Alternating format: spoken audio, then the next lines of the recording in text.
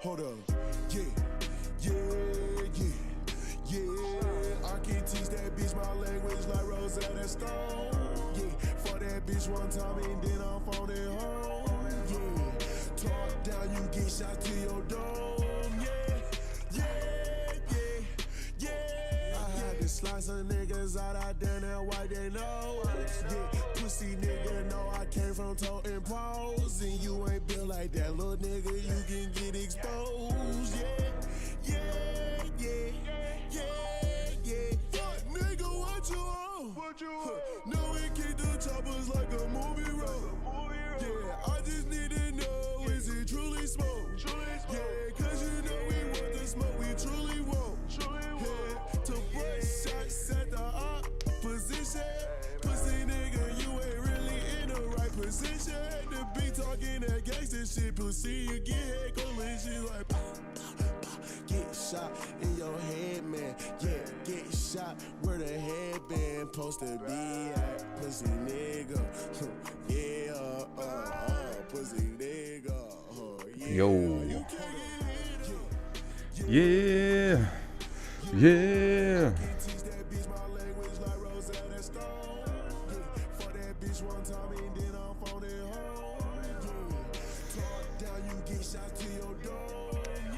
First stream. Jesus, is it your first stream? You got a green name though.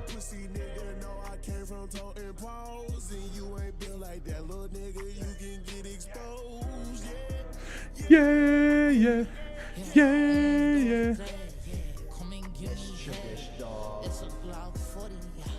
Changeling Blaze, welcome back for 7 months. I'm here, I'm queer, and ready for the Joel party. Let's go, dude. Good to see ya. Little hearts in the chat. Bad to the bone. Bad. Bad.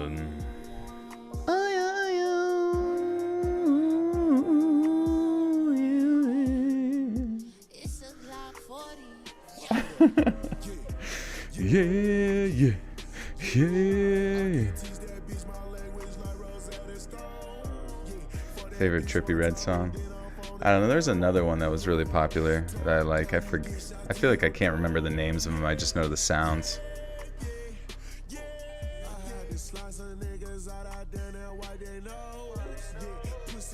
Maybe it's the only thing I listen to while at work. I appreciate that. And it's kind of interesting too.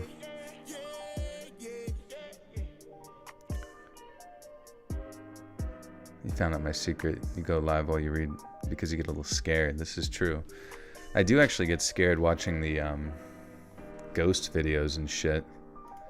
I would much rather watch those with you guys than fucking by myself.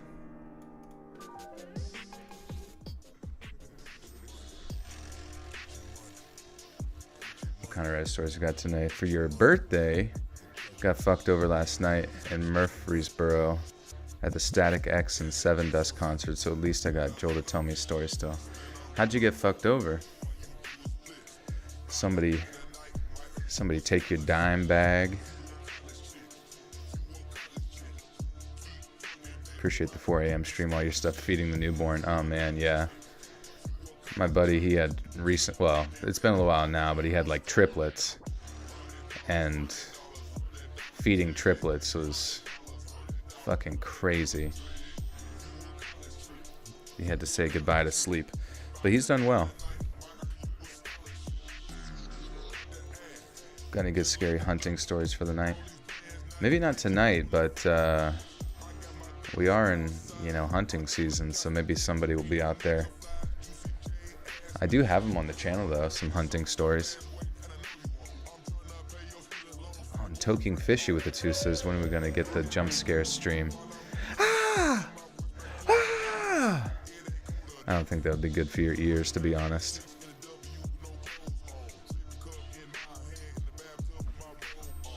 And 7-Leaf Clover, thank you for the 2 Canadians, says boo!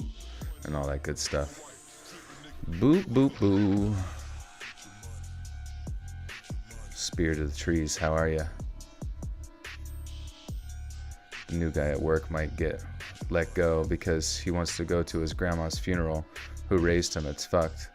See, that's so stupid. I guess like they have to like set a fine line on what you can and can't do, just because then I don't know, people will cheat the system or whatever. But I just think that's fucking stupid. Ron, welcome back for 4 months. Says, I'm sick in bed. At least Big Daddy J is here to help you feel better. Never stop sharing that beautiful voice with the world. You're welcome. I got you. I'm sorry you're feeling sickies. Favorite horror movie? Halloween movie. Also, I might just change this.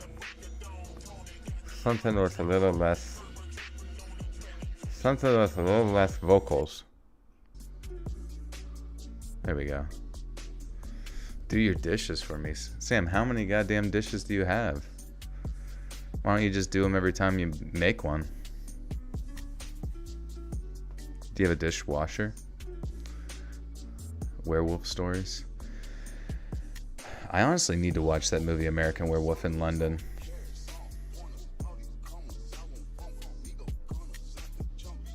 Turns out the venue didn't hire the required security or have metal detectors because they didn't anticipate the crowd turnout. Oh, so what, they had to turn everyone home or something? Or did they somebody beat you up? Or some shit? Tomorrow I'll go to a singles bar to get myself out there. The dynamic of the event is that we talk for 15 minutes, then we switch and so. Hey, that's cool. I respect that. The fact that you're doing that is cool. I mean, I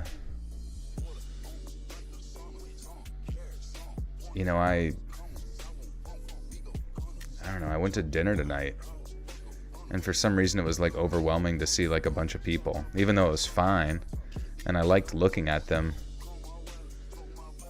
I just feel like working from home, like more so lately, has like, I don't know, like fucked me in the head a little bit, in the sense of like, I just see so many humans and I don't know, I'm like a dog, and I wanna know them. I wanna like be something to them. But then I realize that like, well, that's not socially normal to do. So then it just becomes like overwhelmingly strange. Number 15, Jesus Incanas. I hope I'm saying that right. With the 2. Thank you, my friend. You hate small talk, so speed dating sounds like torture to me. Is that what it is? I feel like speed dating's like you gotta get to the point. You just gave your rat a bath? Hell yeah, dude. Mr. Ratty is clean. I just started working from home a few months ago. I like it so far. Yeah, I mean, I don't know. I'm just like, and then at the gym that I'm at, now people are coming in and stuff, and it's like you get hit with this like sort of sensation of like, oh fuck, consistently unfamiliar faces. And obviously that's just human life, right? Just unfamiliar faces. But like actually having to interact with them is kind of exciting. Is there a leak in the hot tub? Yeah, you'll see the hot tub in a wee bit. Jacob with the 5 says, can't stay for the stream, but Joe, I wanted to tell you that I always respect and support you and that you will always be my friend. Take care. Thanks, Jacob. Thanks for the 5. His name is Scabbers. Oh, that's cute. That's a good Skaven rat name.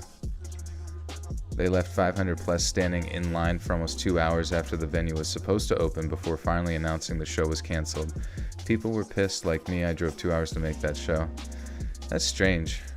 Yeah, it always seems like there's something about concerts that is just an unregulated land of chaos. Whether it's like some Travis Scott shit or some Limp Bizkit show or just like a fire or everybody like doing crazy drugs and beating each other up in like a whirlpool. It just goes to show you that like there's something about music and humans that you just can't get in the way of it.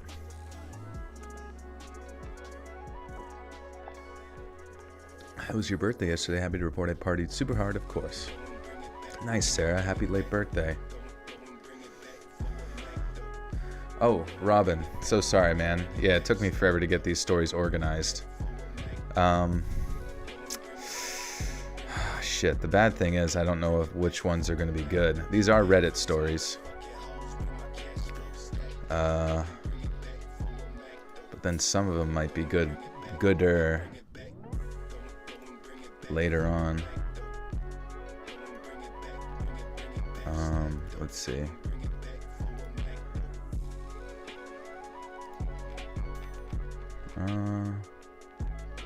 Fuck. Well, what's this first one? The first one's I was stalked and nearly kidnapped at 13 years old.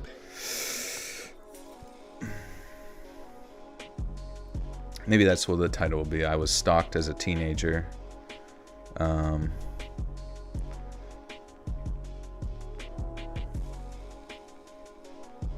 don't know. It's so tough starting with one because you don't know which one's going to be good or not. You know, you don't want to start with a weak one and commit to a thumbnail, but I guess I probably should, huh? Jacob with the 2 says, I hope this stream's kick ass like I know it will. Thank you, Jacob. GTA 4 is the best in the series. This is not an opinion, it is fact. I don't know, man. GTA 5 had a lot more character to it. I wasn't like a huge fan of the characters in GTA 4. I thought Nico was kind of boring. I thought I thought a lot of the relationships he had with like people were kind of like transient and like came and went so quickly. Carter, it's your 30th birthday. Happy birthday to you. Everybody's having a birthday, huh? Everybody's parents were getting it on 9 months ago. At the same big mud puddle. They all went to Skank Fest and got it on, made some kids. Shelly, Shank with the 10. Thank you, Shelly. Appreciate you. Thank you so much for your first ever super. Your first super. Oh, I love that YouTube is like trying to like call it. I can just see that, like all the YouTube like people like sitting in like their Zoom calls and their beanbag chairs and their meetings and meeting rooms and stuff, and they like talking about not just calling it super chats but like supers. And when people donate supers, Albert Watson, what's up, dude? Yeah.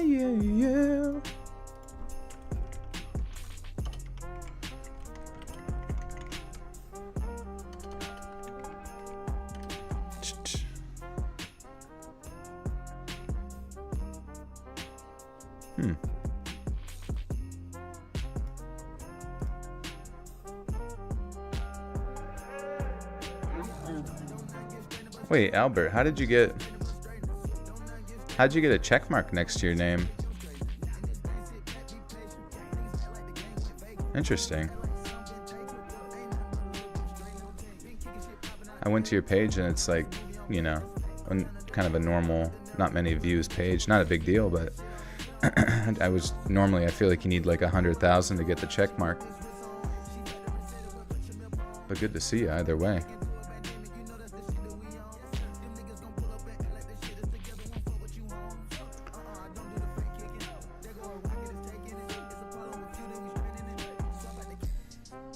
You don't know. You just like woke up and got the check mark.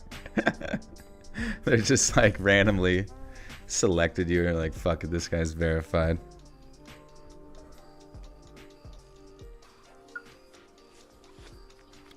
He was giving Susan Wojcicki some of that good. He made it happen.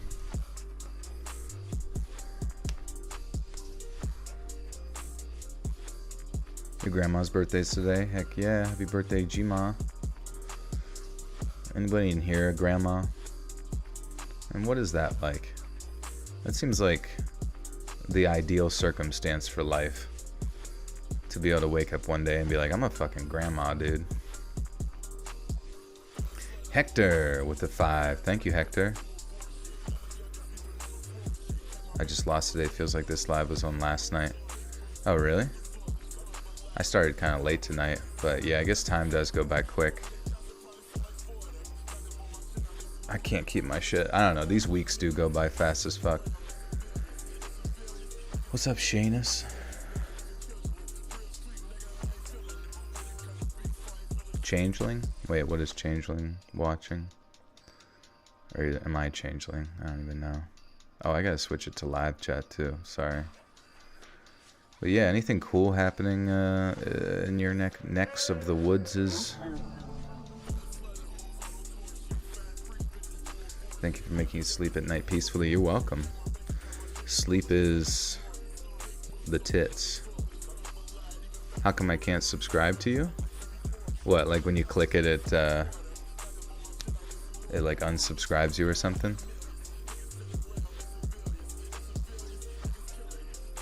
Fast as fuck, boy. I'm fast as fuck. Oh, at the gym, I hit 485 on squat, and it was not too bad. And I feel like in the next couple weeks, I'll hit 500 on squat, and I'm pretty stoked about it. I had drinks with my family and friends. Now I'm here. Best night ever. Nice. That sounds awesome. This is the place. This is where we end. We end the night, and or begin it for some people in the world. Watching any scary vids tonight? I don't think so. Just because I started so flippin' late, and we got 15 stories to work through. Your squat's like 60 pounds. It's okay. I've been doing it forever. You know what I mean? I realize like now that if you've been doing something since like at least high school, I feel like your body is just kind of like geared to do that forever. It's really hard to get into that kind of shit later on. In the like really big sense. You popped the squat on the toilet this morning? Nice. Where you should. Not in the street.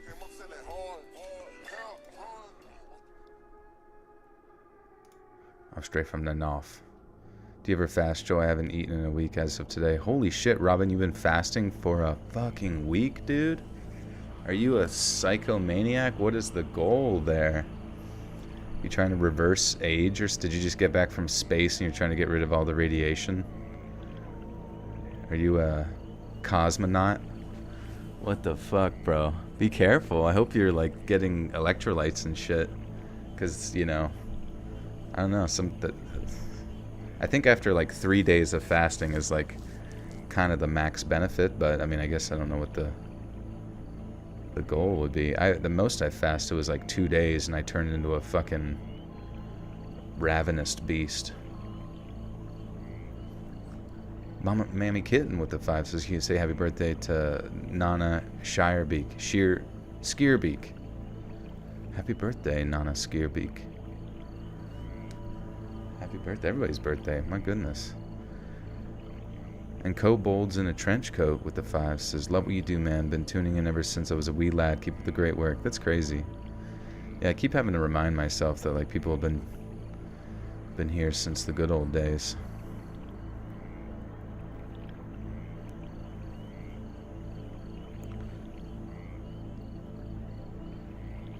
But for a while there when I was losing weight pretty quick, I was fasting on Sundays, and it kind of like would get a pound off my body, and then I'd be able to keep it that way for the rest of the week.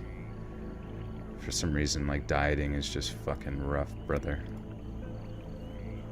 But I'm gonna eat today though. Lots of protein waiting for me. Well, yeah, be careful easing into it, because I remember like eating after a fasting period, like your body's like gut bacteria is not used to it, so you get like Not to be gross, but you get like diarrhea and shit. So like I would just take it slow.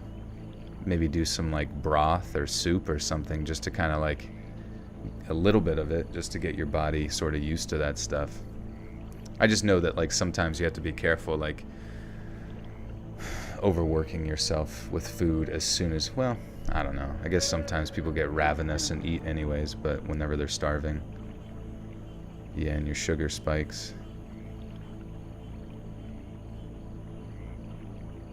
What happens after you fast for 30 days? I don't know, man. I remember hearing like stories of some guy who was like 400 and some pounds getting down to like 180 something after fasting for a crazy amount of time. But I don't know. You have to be really careful, because I think I'm fairly certain that the long-term fasting like that can like atrophy your heart. I'm not absolutely certain, but I heard that there was effects on your heart. You have to be careful of that. But I think max fasting benefits is usually within that like 36 to 48 hour window. I'm going to eat in the span of 4 hours, take breaks, ease into it. Okay, yeah, what did you lose a bunch of water weight, or how much did you weigh like at the beginning, Robin, and how much do you weigh now? Were you still exercising during that period of time? Or just like walking or something like that? Jacob with the 2 says, you missed my donation. I'm not mad with you. Thanks.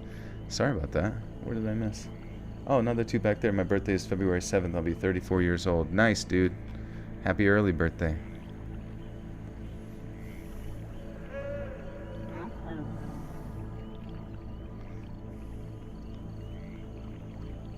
Oh, Antoinette, you were talking about joining. Okay, I need additional content because I've seen all the regular ones. Yeah, you can also do it over on Patreon. You can find the $5 content over there, but sometimes it's kind of presented a little better with like music and stuff over on YouTube. If you're trying to do it from phone, I know sometimes people struggle with that, but maybe doing it from desktop.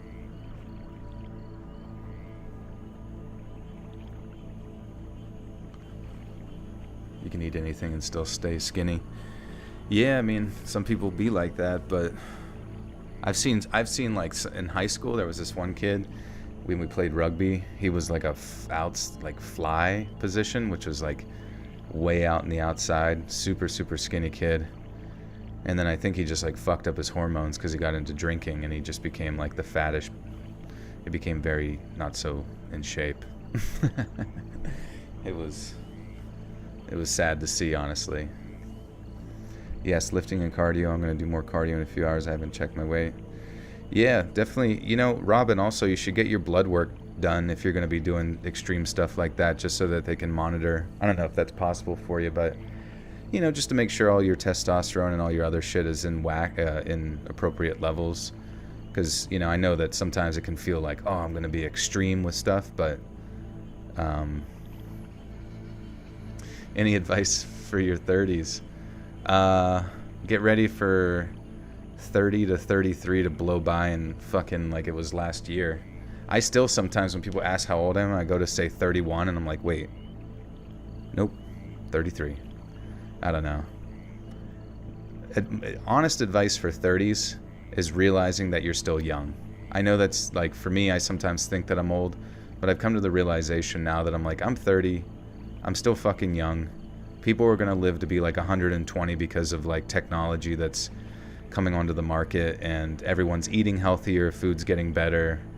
You know, we're a lot more educated in our fitness ideas than like the fucking boomers were, you know, who just ate like ho-ohs and watched Dan Rather or whatever. Not to put them down or anything. I'm just saying, like, I feel like the majority of our population is a lot more in tune with health and the ability to keep ourselves healthy. So yeah, if you start to feel old, don't, because you are capable of doing so much shit you don't even realize. All you have to do is just try it, you know, just try it.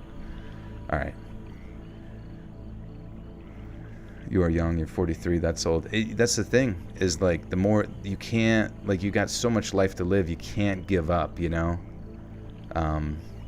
Like, I just had people start at my gym who were like in their late 40s for the first time, and they're kicking ass, you know.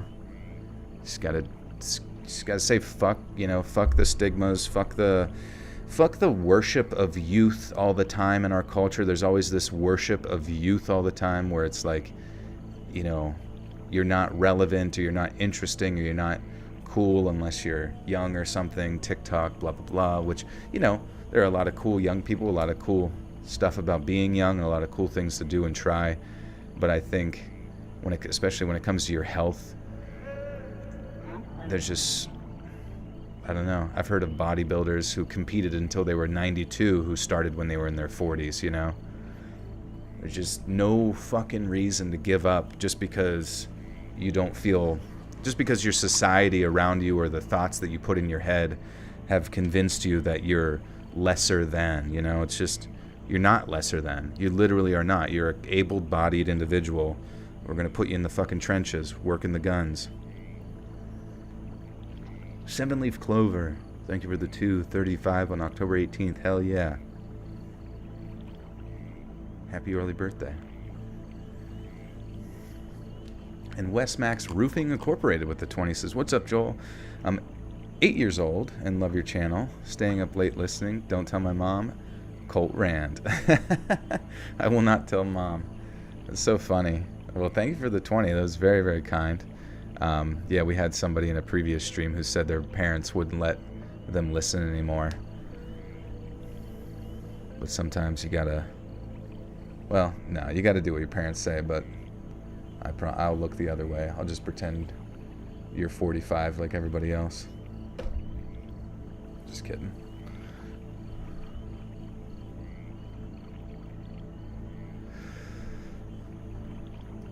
Okay, sorry, I should probably read a story, huh? Let me get these fucking set up here.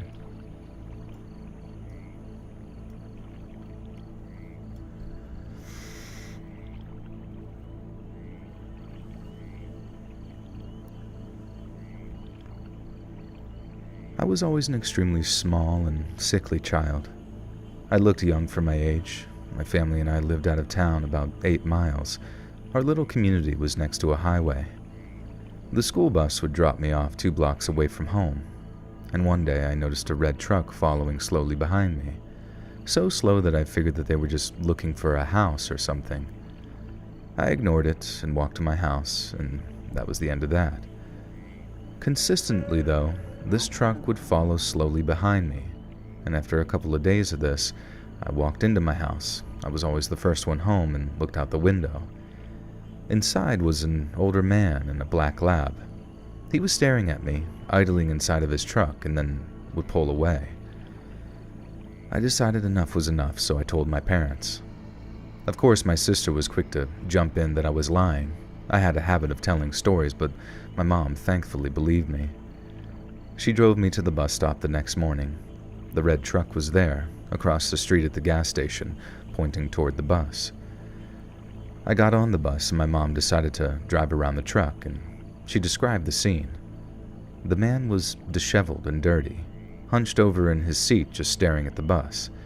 His license plates were caked in mud, so she couldn't make them out. It freaked her out so much that she called the police and the school. I went to school and was quickly pulled into the office, and the man had been spotted at the school's property, sitting, idling in his truck. That day I rode the bus home, and this time the truck was parked alongside the street.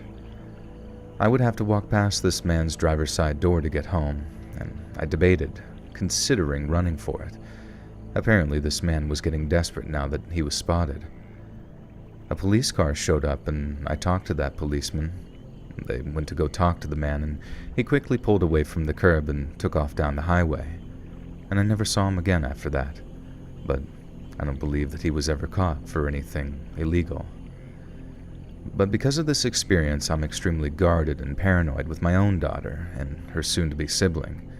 The world is a terrifying place these days, and children go missing so easily. I don't like to think about if I...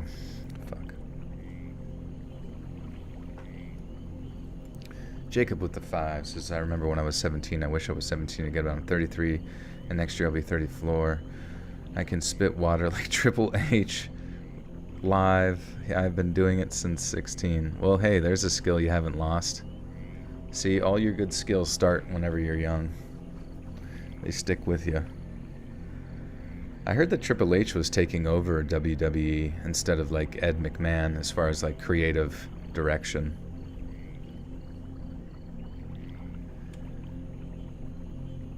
I don't like to think about if I had been grabbed, and I wouldn't be here typing this. My kids wouldn't exist, and I was fortunate, but many children in my area were not. Oh, shit. See, I'm not sure if that was like a super powerful story to start out the gate. I don't know. I feel like there's just so many stories, like, especially if we start with... Because if people are coming into the channel, like, maybe the voice is alluring to them, you know? But if people come into the channel randomly... Ed McMahon. Yeah, who's Ed McMahon?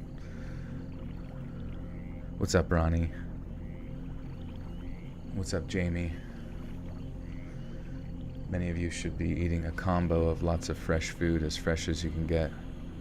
Heck yeah. Like milk straight from the cow's bosom.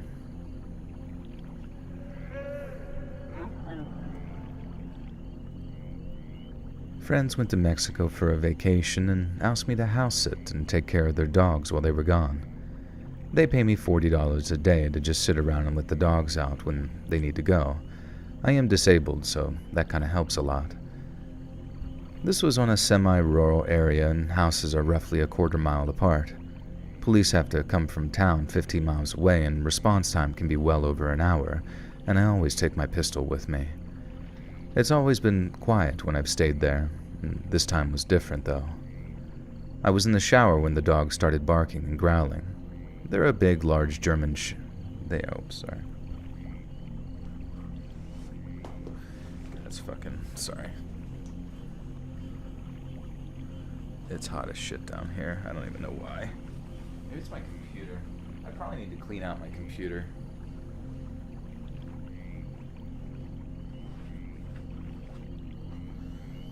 Okay.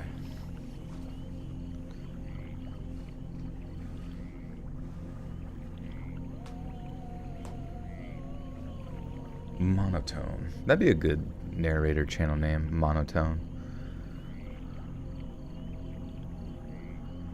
Listen to videos from 5 years ago and your voice is so different. Still love it though. Thank you.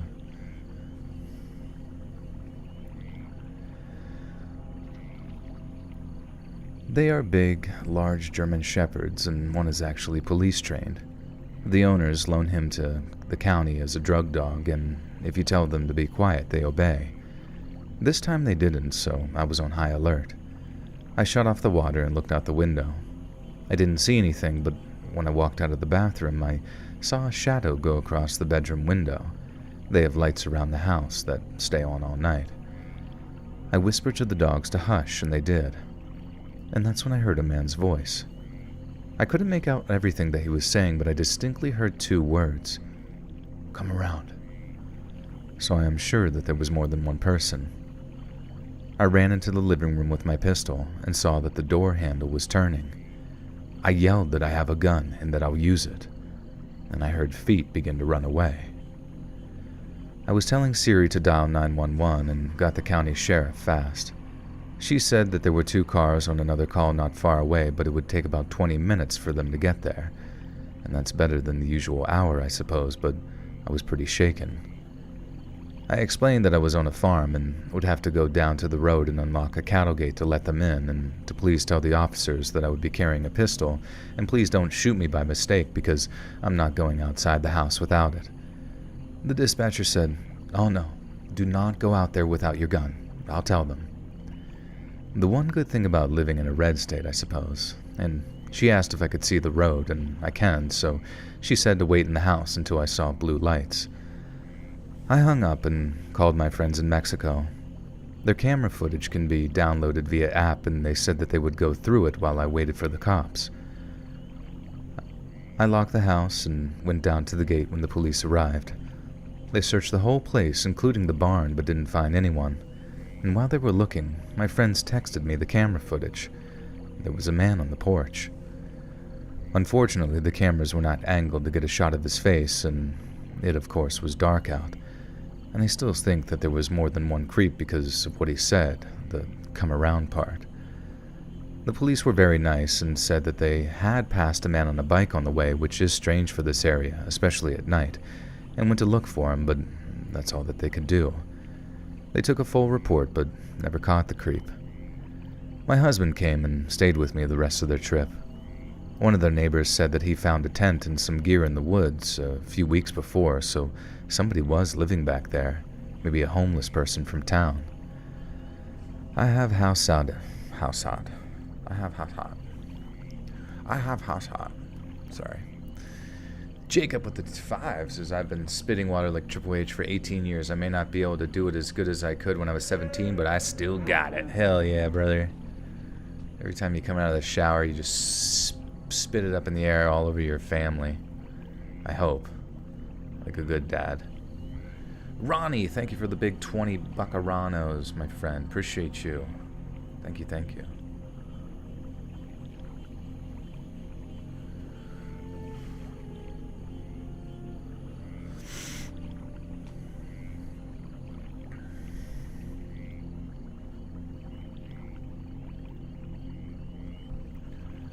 I got this little, these little things off of Amazon, because I was having, I don't know, I got like a good pillow, because I would basically having like snoring, which I didn't even realize was bad, but for some reason was getting bad, and I didn't really know why.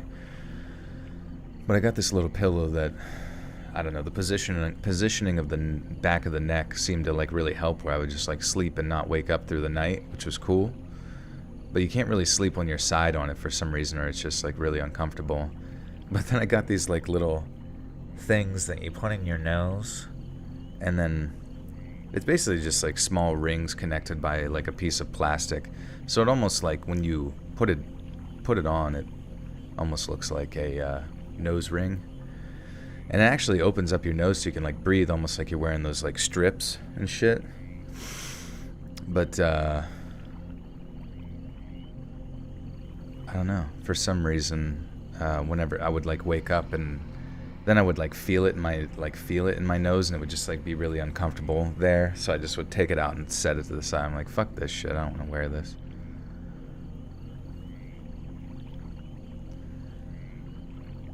What pillow did I get? Yeah, let me look here. Amazon, I think it was on Amazon. Orders. Pillow. It was called the Osteocervical Pillow for Neck Pain Relief, Hollow Design, Odorless Memory Foam Pillows with Cooling Case, Adjustable Orthopedic Bed Pillow for Sleeping, Contour Support for Side, Back, Stomach Sleepers. Which, I don't know, it doesn't really feel great to sleep. Or maybe I'm using it backwards. Maybe I'm an idiot. Holy shit, I might have it backwards. What the fuck?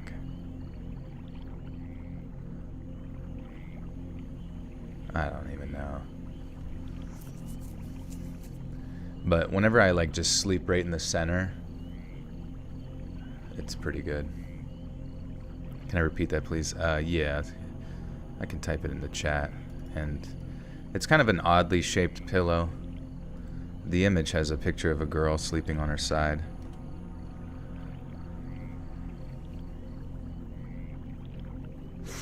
Ladies, should I text him?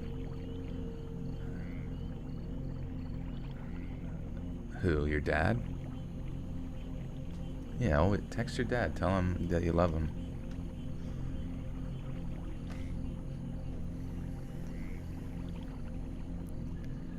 I have house sat again since then, and it was quiet. They're going away for Christmas, and I'll be there again. A lot of people ask me that I would have... A lot of people ask me if I would A lot of people ask me if I would have shot the creep had he... Fuck. A lot of people ask me if I would have shot the creep had he broken in. Yeah, absolutely. I would be sorry that I had hurt somebody, but if it's them or me, well, you know the rest. It's a wedge pillow? No, I remember I got like a wedge pillow that was like the triangular shaped one, but those are fucking not comfortable at all, dude. They just like tilt you up on like a slight raise.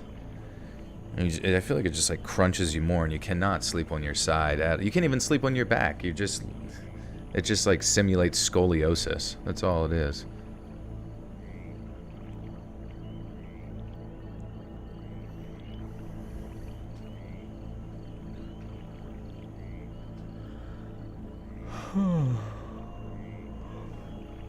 It's more than... No, the one that I got was $50. I think it's 29% off right now. I don't know.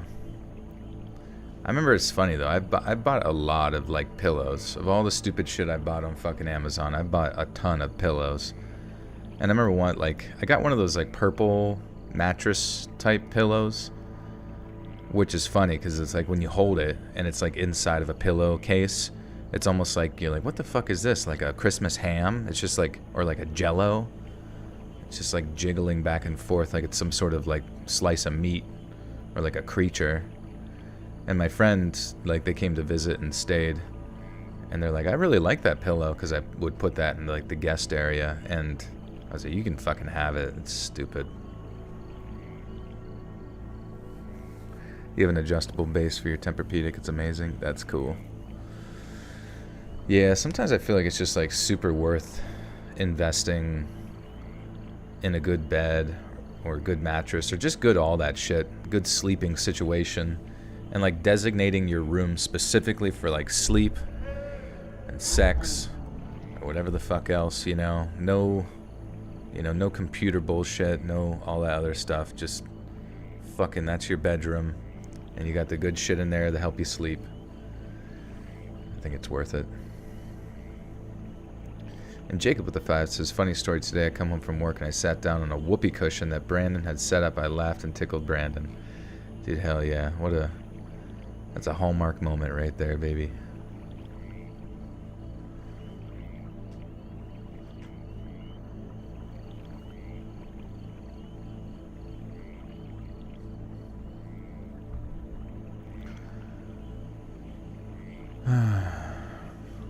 Remember computer rooms? I remember my one friend in high school, he had like a really legit computer room where it was like, because he wasn't adopted, he was a biological son, but like he was one of a bunch of adopted kids, like where there was a bunch of like biological ones, but then a bunch of adopted ones, so their family was like 10 kids or some shit, but their family was really wealthy, so you'd go over to their house and it was just nice as fuck.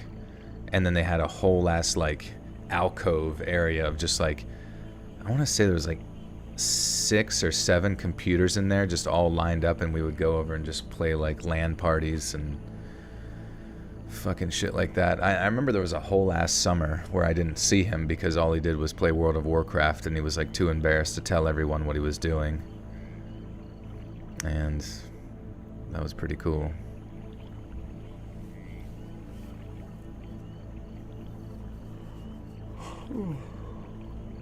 Someone told me to make cameos. Have you? I know you guys have told me to do that before, but have you guys done?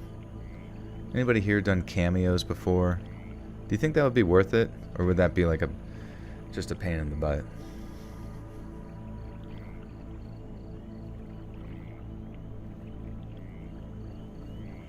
I don't usually listen to lives. I've never listened to your live. No offense. This is the first time I've listened to your live for sure, but all the stuff about pillows and the sound in the background. Oh yeah, you feeling it? You feeling it now, Mr. Krabs?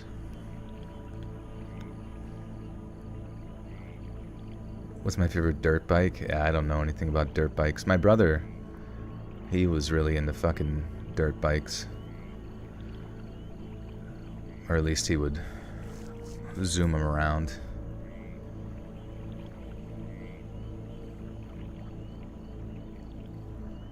You have 4 cameos, 3 for your son and 1 for your BFF. Yeah, Cameo is like, it's like an app you can join, and I guess celebrities do it, and you know, they can just choose how much they want to charge for. You have to show your face for Cameo. Is that true? I wouldn't be able to just do voice. That'd be sad.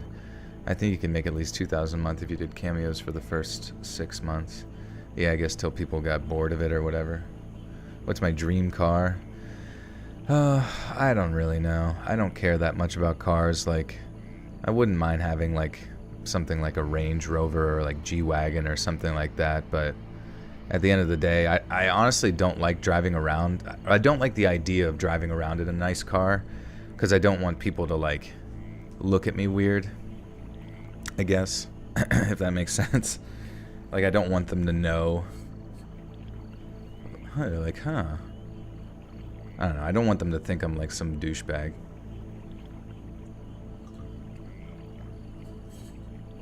What's my favorite show growing up? Probably Dragon Ball Z. I love Dragon Ball Z. I was like, fucking worship that shit as a kid.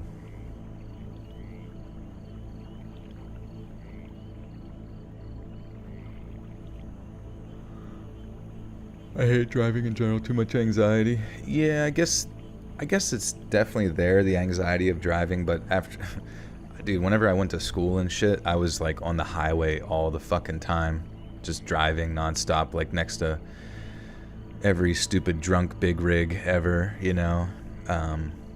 So I think just, what's that called? Exposure therapy. Like, whenever you don't like something, you just got to expose yourself to it over and over, and then eventually you're just like, feel nothing towards it.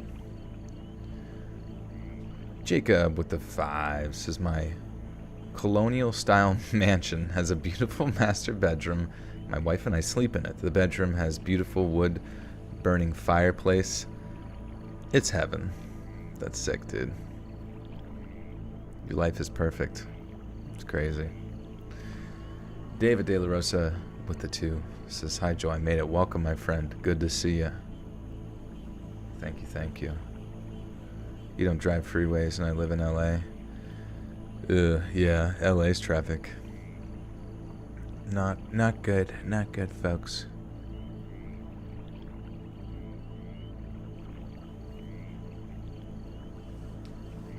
Do you ever go downtown? Do you see fights there? I don't even know where downtown would be for me. And I don't think I've ever really come across too many brawls in my life, or at least out in the wild. Am I getting GTA 6? You know, I don't know anything about it. All I know is that they've changed up the team quite a bit, so I'm a little worried that it's gonna kind of be stupid. Please tell me you've heard the Mark Norman exposure therapy joke. I don't think I have, but that sounds pretty good. It's like, oh, okay, are you afraid of ball sweat? I don't know. I feel like I could see him saying something like that.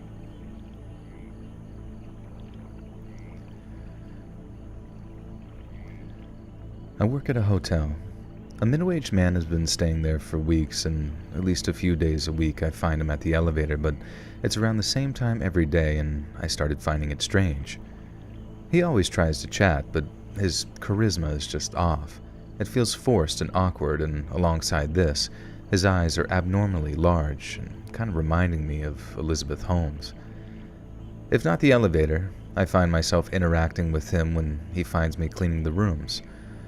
Once I was going to the grocery store and he was heading in the same direction, except he crossed the street without looking or waiting, forcing the cars to wait for him. So far, every encounter I have with him I found just really strange, but we'll go on. And I suspect that he's abusing drugs, but it's not my business or place. Until conveniently, when the hallway was empty and I was the only worker, this is the day that he chose to buy me food from one of the restaurants nearby. He tells me that I work hard and deserve to eat, but the food was unwrapped and he was already eating some of it. I tell him no, and he insists again and again until I tell him that I already ate and was full. And then finally he gives up and walks away, and I didn't see him the rest of my shift. I don't know what to think of any of this besides some major red flags. What's my favorite song by Michael Jackson? What's the one? Was it PTY or Pretty Young Thing? That one's really good.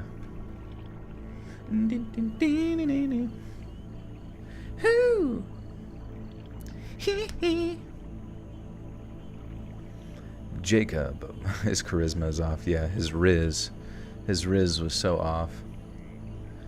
Jacob with a 5 says, my mansion was built in 1973, so it's a 50 years and has 4 bedrooms, 2 fireplaces, 3 bathrooms, and a shower. So I'm living the Elvis Presley life. Dude, you're so humble, Jacob.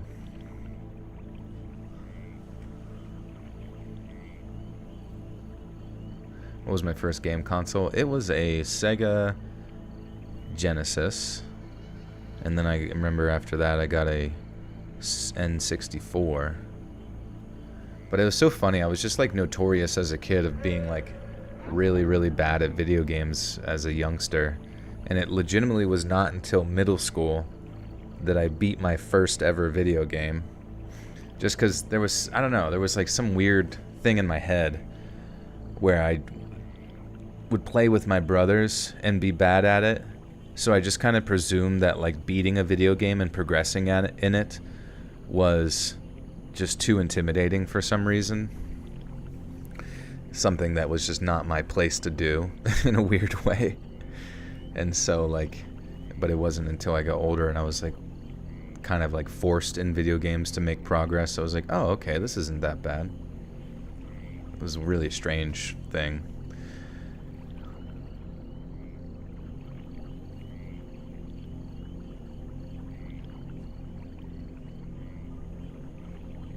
You had an Atari, but then you got the OG NES. Oh, yeah.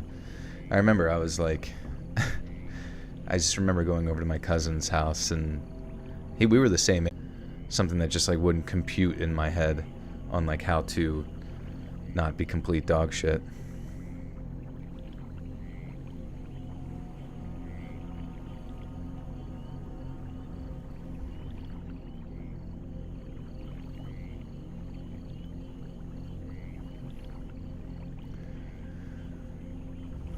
Don't go into programming then. Yeah, but you can't tell a little kid who... it's like something... It was like something... Because there was nobody that ever like would sit down with me during a video game and be like, oh, this is how you do it. You know, it was like nobody ever took the time to just be... Like, it was always like I would play games sort of in social situations, but be so bad that I would watch them play it. Or I would play it by myself. And then just like fuck around with the mechanics of it, but not actually like, just, I don't know, it was really strange. All the audio's cutting out. Oh crap. Oh fuck.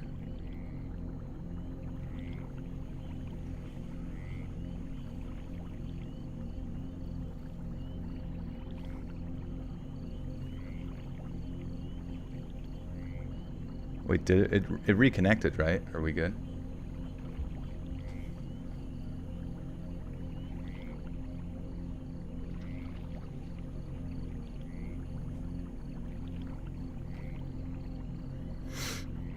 Shit. Okay, it's back. Cool. That's strange. I don't know why it does that. Can never quite tell. Alright, I guess that means I should probably read a story, huh?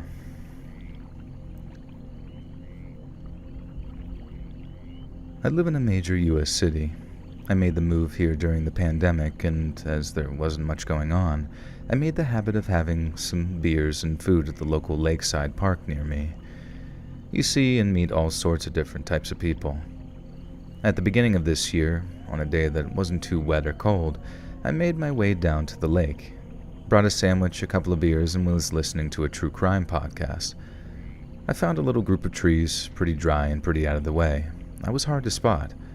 So when I noticed this man walking toward me, I knew that he was going to ask for a cigarette. Even from a distance, he seemed weird, so I thought, I'll give this idiot a cigarette so he doesn't get all aggro about it and let him be on his way. And sure enough, this MFer offers me some Doritos from a bag opened sideways in exchange for a cigarette. I say no to the chips, but tell him that he can just have one. Just get him to go away and be done with it.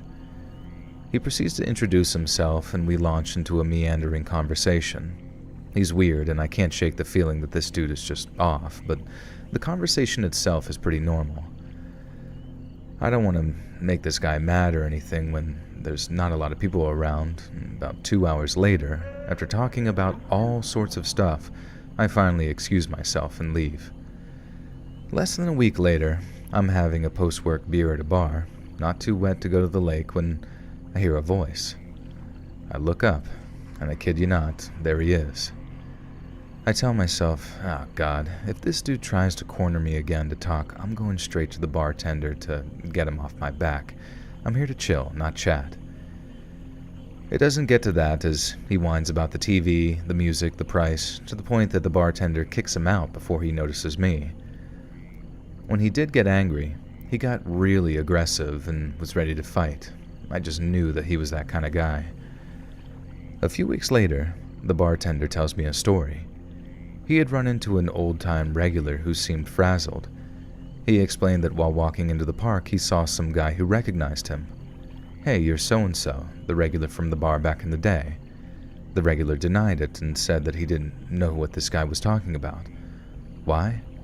Because turns out, 30 years ago, this idiot abducted a woman, kept her alive long enough to make sure that she told him the right info to make ATM withdrawals with her bank card, killed her, and dumped her body. He got caught because he was driving her car around with her blood all over the back seat, making maximum daily withdrawals from the same ATM every day. When he got caught, he bragged about how they'd never find the body. And they never have. The bartender and I were able to corroborate this because we found some articles online about the murder, mugshot and all, and the dude looked 30 years younger, sure, but it was definitely him.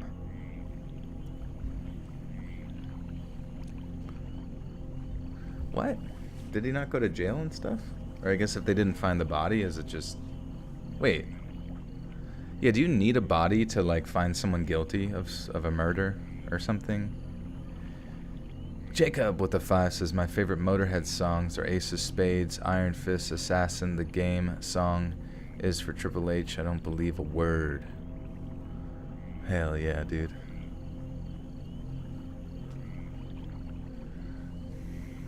You said corroborate? Corroborate. Who cares?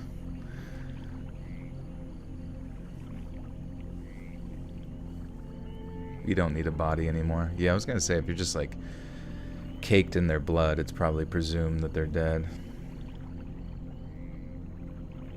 Sometimes I wonder if like the stream disconnects because there's a number of people that are just sort of idling, and YouTube tries to like get rid of the people idling so as not to, I don't know, run up the numbers or run up the advertising dollars if someone's like, because I don't run ads on the streams. Sometimes I wonder if I ran ads if it would bring in more people or something. Do I have any tattoos? Yeah, just on my lower back. It says abandon all hope, ye who enter here.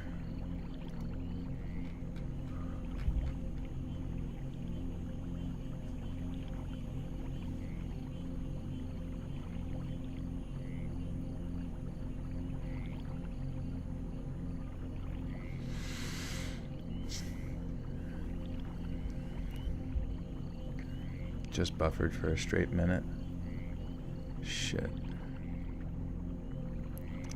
MF Doom with the 5 says, love you, Joel. Big fan for a while. Happy Halloween. Thank you, MF.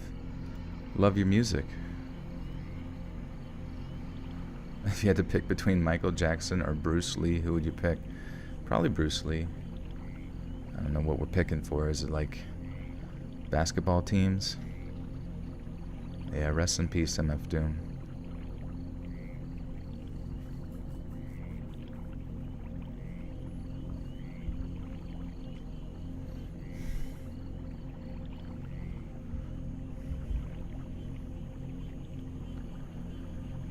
About 3 years ago, I was 38 weeks pregnant. My husband and I lived in what we called our village. It was two dead-end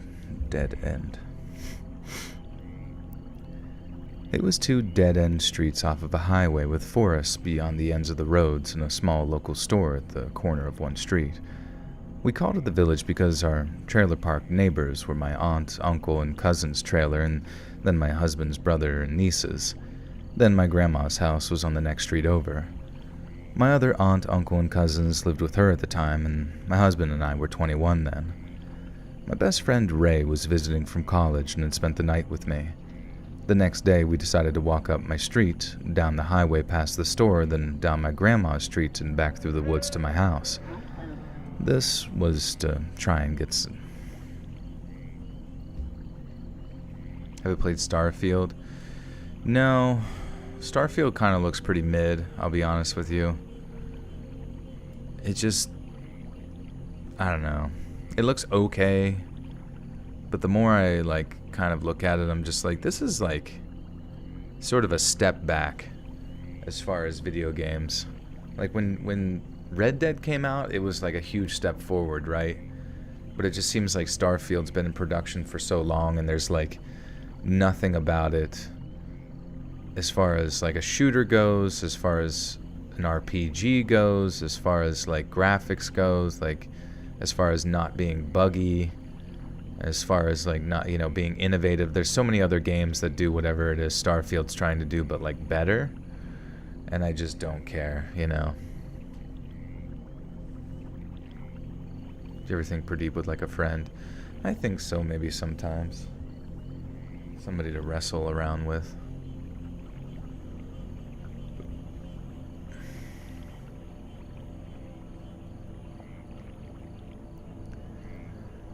This was to try to get labor started, as my pregnant belly was huge and my back hurt often.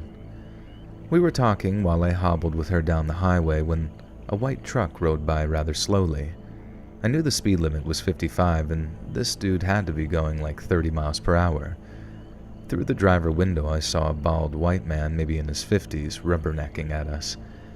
At this time, it looked like there might have been someone else in the passenger seat. The truck was kind of old, but I didn't know the year, make, model, or see the plate.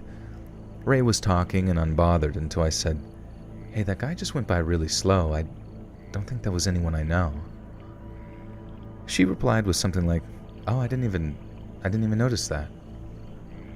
We were halfway to the store less than 2 minutes later when we saw him coming back from the other direction, and I said, "That's him again. Get in the grass." Since we were on what would have been his right side, we went down the slope of grass off the road. We're still in front of people's houses because the section of highway is lined with residences between the dead-end streets. He passes us slowly again, and when I turn to look behind us, he is slowing down even more, finds a spot, and starts to turn the truck around. I told Ray to run, so we ran. I was doing the best that I could, being super pregnant. We thought about going to the store, but decided to head for my grandma's up the other street instead. Her house was up the hill at the end, but it wasn't a long run. When we got up the hill, I looked back again to see that his truck was pulling into the store parking lot. We continued to run, got to my grandma's where she and my aunt were sitting at the table, and told them what had just happened. My aunt made a police report. I was afraid to at first, thinking that maybe I was being paranoid. What if it was someone I knew and they were just trying to say hi, and maybe it was just some huge waste of the police time? Turns out that there had been other reports of a man creeping around the neighborhoods. Someone in another trailer park down the highway reported that her kids were outside playing when a man emerged from the woods trying to lure one of them to him. They hollered for their mom, and supposedly she came out and threatened him, so he ran off. It continues. A few more times we think that we see his truck, but are not sure if it's him, since one of the residents also has a white truck. My family had yet to see the truck, so they couldn't identify it. At some point, when I wasn't home, a few of my cousins were playing outside. Their ages ranged from 10 to 15. This time, the truck came rolling down our little street past them, and he turned around at the end, came back up, and stopped next to them. They said that he was trying to lure my 11-year-old cousin to the truck, but he said no, and they all ran back to my aunt's house. We had talked with the children about what was going on in the neighborhood lately. One more thing happened before the report stopped, though. I had my baby at 40 weeks. My husband, his friend, the baby, and I were home. Baby was about a week old, and we got a call from my aunt at Grandma's house that they had seen the man real close and personal. My 2 female teen cousins were in their room. It was getting dark out, but for some reason my cousin went to open the blinds to the window, and there was the man, squatting on the AC unit, staring at them. They screamed, and he jumped off and ran into the woods behind the house. My aunt called the police. My husband and his friend later went out with guns and flashlights to search for him, but didn't find him. I believe that he was parking his truck somewhere and then stalking houses from the forest. My husband and I actually used to walk through those woods and never had any issues, as it was private land that we had permission to walk on. It also seems that this man did not have a preference for age or gender. He was looking for anyone he could get for whatever sick reason. There had been police sent to patrol the highway or sit on the side of the road waiting, keeping an eye out for him throughout those weeks, but they never caught him. And I still wonder sometimes if he was someone from out of town, and hope maybe somewhere he gets busted before something truly bad happens. But we might never know. Jacob with the 5 says there has been some talk about religion lately. I'm not much of a religious man, but I do believe in God, and I want my children to know about God. Yeah, definitely chat with your kids about whatever you want to chat about.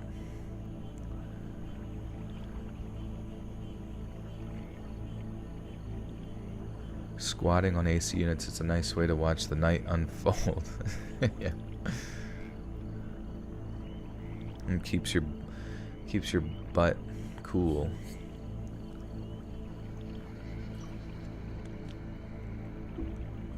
Or warm, I'm not really sure.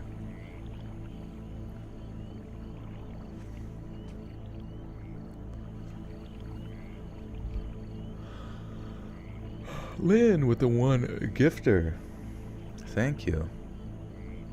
Who got it? 2, Jay Coleman. Welcome, Jay. You now have access to bonus content. Mischievous dog.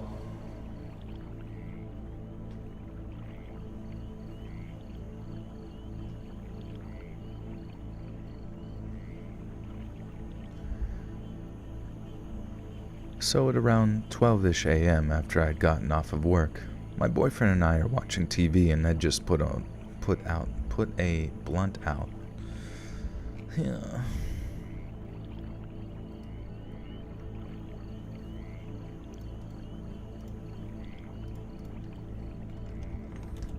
I'm just gonna run this through ChatGPT so I can fix the grammar.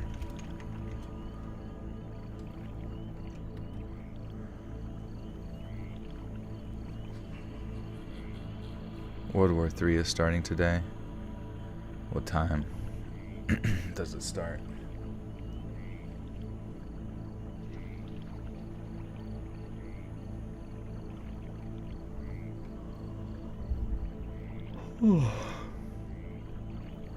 So at around 12-ish a.m., after I had gotten off of work, my boyfriend and I were watching TV and had just put out a blunt when there's a knock at the door. We both look at each other in confusion when a second round of knocks goes off. He gets up off the couch, looks out the peephole, and recognizes it's a woman who talked his head off when he was checking out these apartments before moving in. She's as he describes, probably in her 50s and very annoying.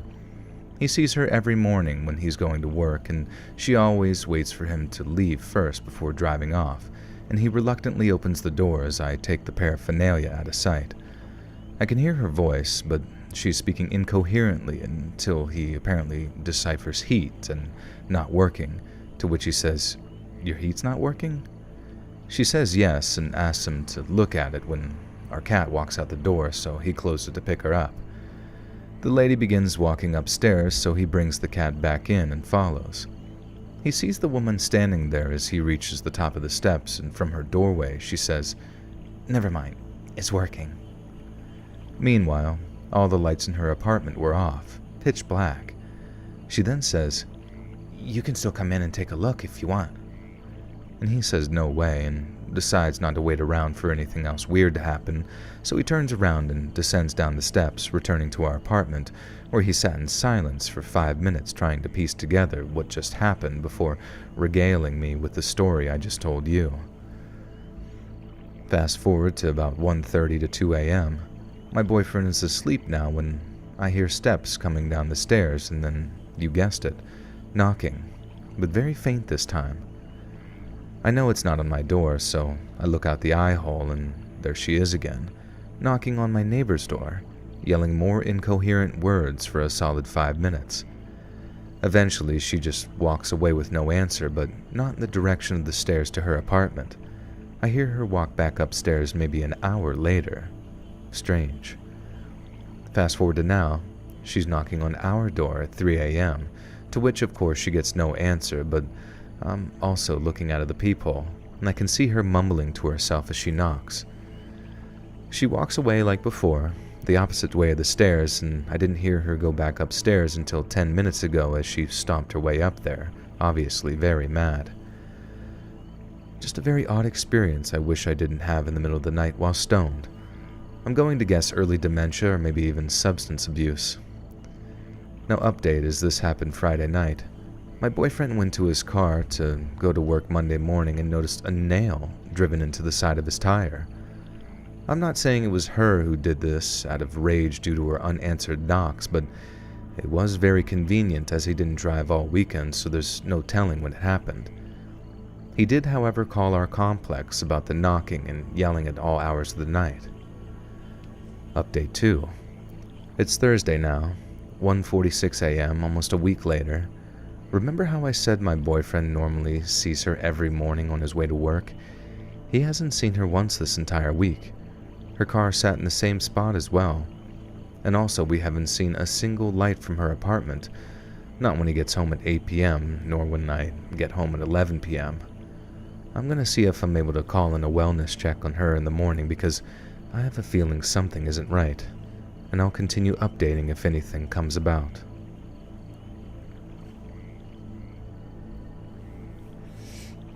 Alright, we're jumping back up to 500 peeps. Peeparoonies! Oh shit!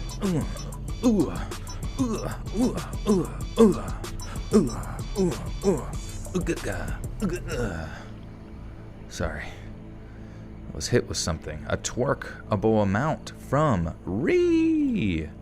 For the 30, says, "Hey Joel, I wanted to say, peaches, peaches, peaches, peaches, peaches." Thank you, Ree. Thank you very much. Thank you, Smerly Smudge.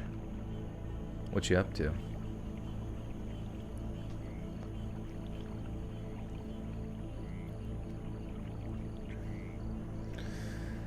It was kind of funny. My buddy invited me with his daughters to go to get some din. And then when we went out, we did not go to the place that his oldest daughter thought we were going to. So she cried for a while. It's really funny, like, to bring like a crying kid into a restaurant, like right from the get-go. They're just like crying from the very start. As soon as you walk in, like, hey, we're gonna be completely miserable the whole time, so just get ready.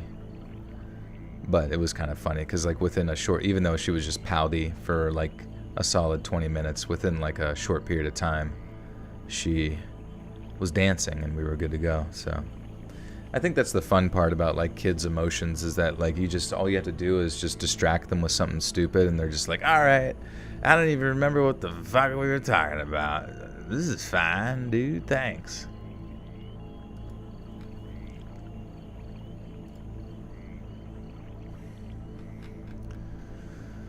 All right.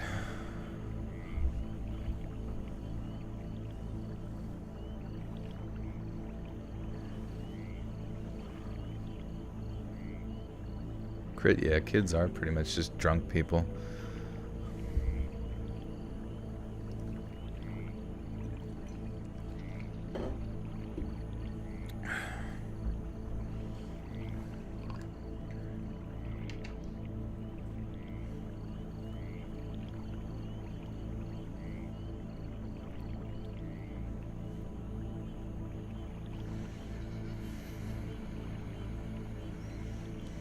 Jacob with the 10 says, this is a question that everyone has been wondering. Do I have a beard? Yes, I do have a beard. I have Triple H's chin strap goatee beard that he had in the mid-20s. I have had a beard for 4 years now. Jacob, I thought you were a sheriff's deputy. I didn't think sheriff's deputies could have chin strap Triple H goatees. What the heck? Thanks for the 10. 7-leaf clover, take care. Peace out.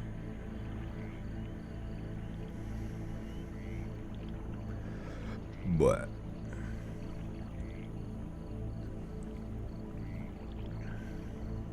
Alright, next story. Next story. A few weeks ago, I was watching the news, and one of the stories reported that a teacher from a prominent private school had just been convicted on multiple accounts of child abuse, and the victims, including his children as well as students. And the victims included his children as well as students. The report of his arrest and allegations had been suppressed until the trial was over, however, was now being made public. The reporter also referenced that the defense lawyers argued for a reduced sentence on the basis that the teacher had also been abused by his father when he was a child. When the name and photo of the teacher was shown, I almost choked.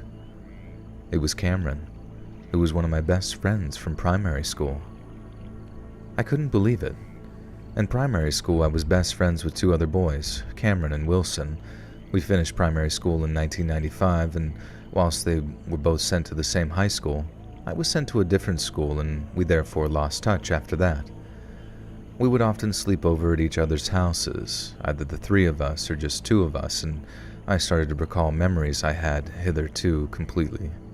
Is it hitherto? Hitherto. Somebody just slipped in a wild hitherto in there. Kind of impressive.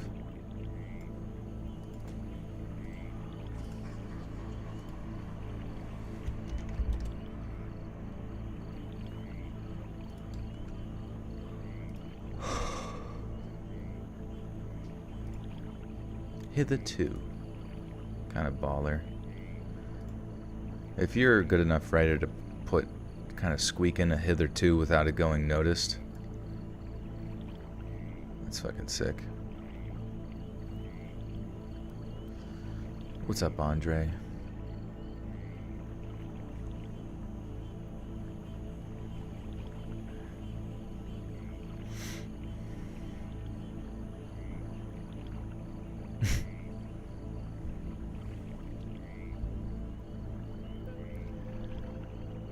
We would often sleep over at each other's houses, either the 3 of us or just 2 of us, and I started to recall memories I had hitherto completely forgotten, also involving Cameron's father. I really don't remember things clearly, but I remembered different incidents at various sleepover nights at Cameron's house. Cameron and I would be changing into our PJs before bed, and his father would come in and talk to us. I know it sounds warped, but I still remember thinking that he was doing this because he was treating us like grown-ups. I think this might have been because my family were extremely prudish with all of that, and I must have felt that this was kind of an adult thing, and he was therefore treating us like grown-ups by having a normal conversation while we did that. Now, I know it sounds foolish, but I was around 9 or 10 when this happened and just completely innocent. And remember, this was the mid-90s, and whilst we knew about stranger danger, we didn't consider parents to be strangers, and no one ever talked about abuse. I also remember times when Cameron and I would be taking a shower, one after the other, and he came into the bathroom to talk to us. I also clearly remember that I saw his father actually nude once, and he entered the shower as I was leaving it. This is probably the clearest memory because it was the first time that I had seen a grown-up without any clothing on, and that his nakedness was fully visible, and he was just standing close to me. Only now as an adult, thinking back to that experience, did I realize that he was putting himself quite deliberate. Jesus.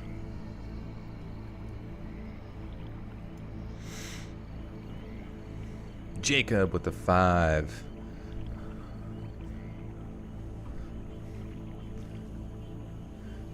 This is honestly, Joel, I'm thankful for me and you becoming friends. I'm thankful that, Joel, you will always be one of my true friends. Thank you for that. Heck yeah, dude. And I'm thankful that Brandon put a whoopee cushion under you. It must have been so embarrassing to sit on that.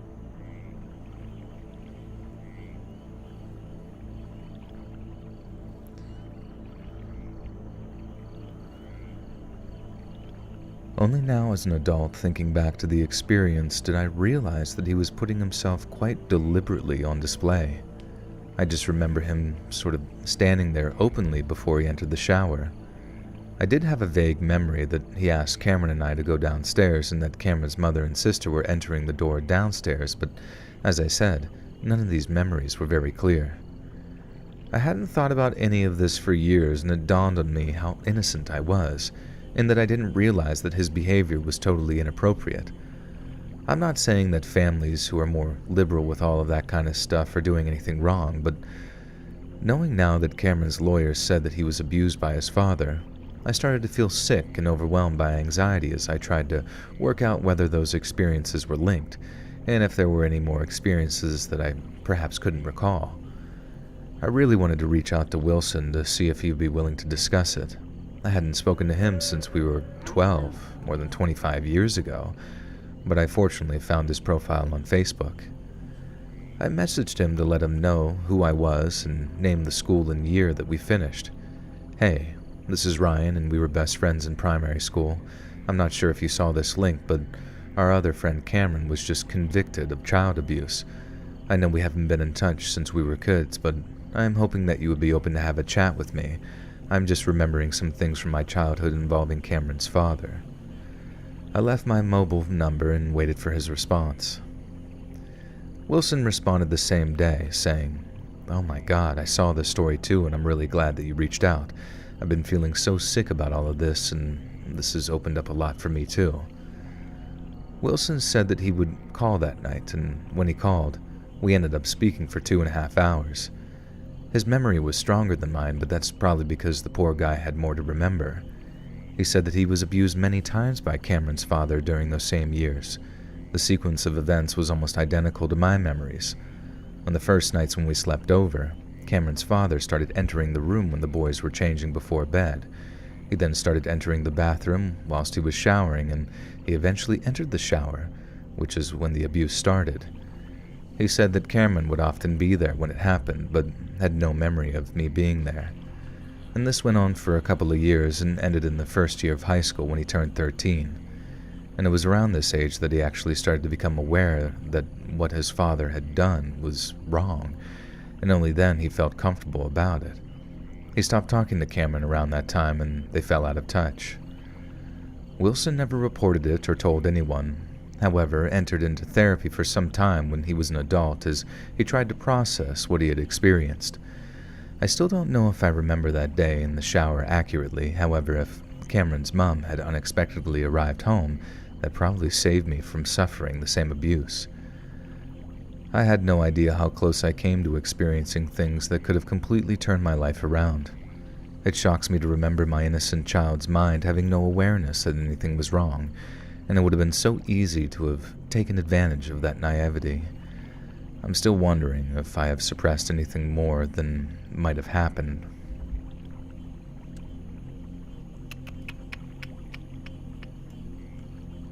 A bit of a roll there.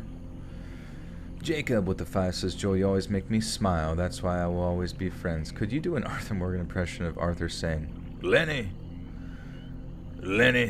you're my favorite guy in the group." Well, thanks, Arthur. I appreciate that.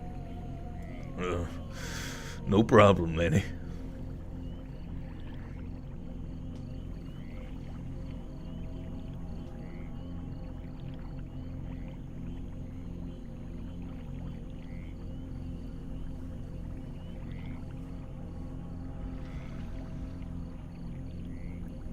I'm still wondering if I had suppressed anything more that might have happened, and I haven't been able to stop thinking about it, so I will book into therapy to try and work through it. I have changed names in this story as Wilson still hasn't told anyone, and I don't want anyone reading to sort of piece this together, but the entire experience has shaken me so much. I'm glad that there is more awareness about abuse and people are more open with their children, but please, please educate and protect your kids. I only know how easy it is for predators and groomers to take advantage of children. Peter Hargraves with a 2 says, in my mansion, a pterodactyl wakes me every day. Hell yeah, dude. Dude, everybody's got a mansion. That's so sick. See, if you watch my stream, you're probably attracted to my videos because you have a mansion and some sort of like extinct beast living in your home that you could sell for $2 billion at any time, but you don't because it's a collector's item. Those are the kind of people that listen to Let's Read. Just pretty much badasses.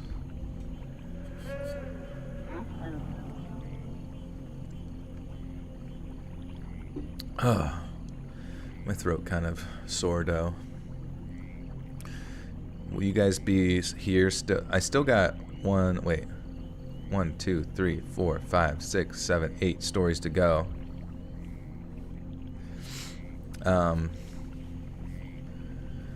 But I think I need to go get some tea for my throat because I didn't have any to begin with, but for some reason I just feel like... Also, the bad thing about kids is like they like fucking purposely try to just like sneeze in your face or cough in your fucking face. Ah, it's so stupid, man. Alright, I'm gonna go grab some tea. I'll be right back.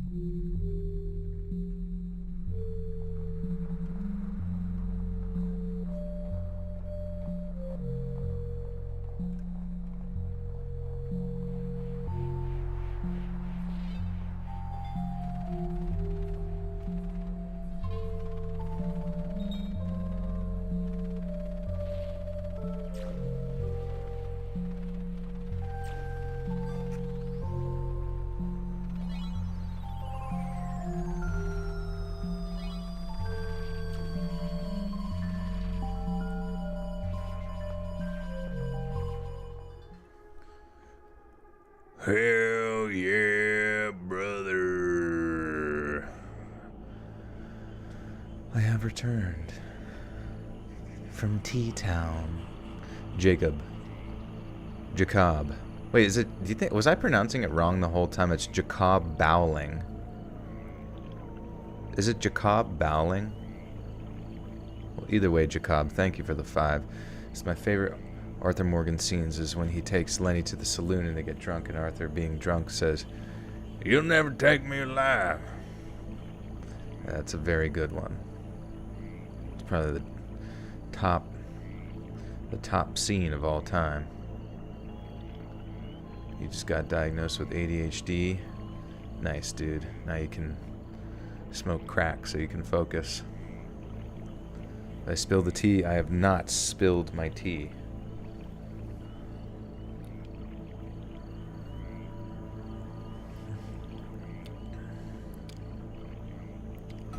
Did I wash my hands? No, because I didn't piss or shit anywhere near them.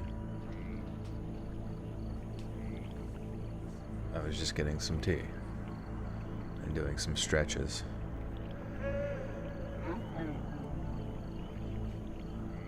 Buffering?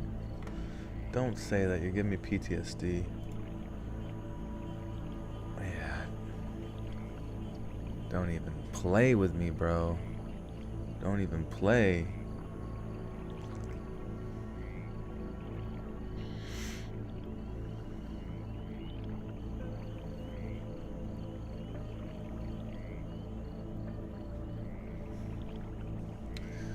Can you say an Arthur Morgan voice?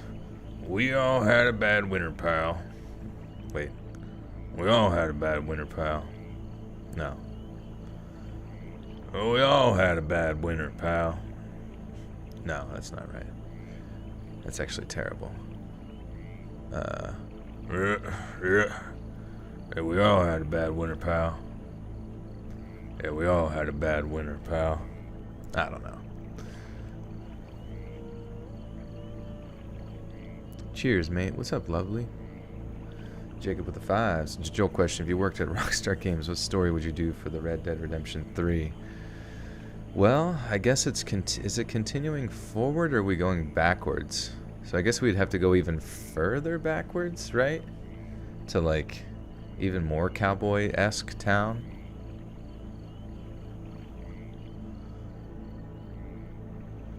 Which it is impressive, like how cohesive the story actually is for a story that's working its way backwards. Like that does require some pretty solid knowledge of writing, I feel like. And maybe they wrote it all before. Kept it ambiguous enough that it doesn't interfere. But it is impressive.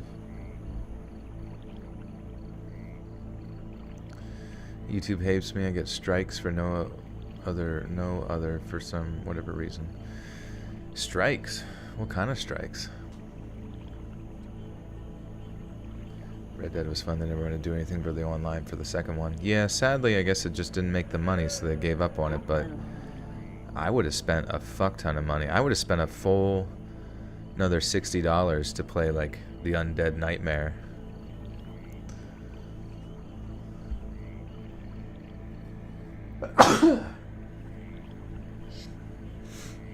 Joel, what would you say as an NPC in GTA? Oh man, my pineal gland just feels all clogged up. Damn. I'd say that I was like rubbing my skull.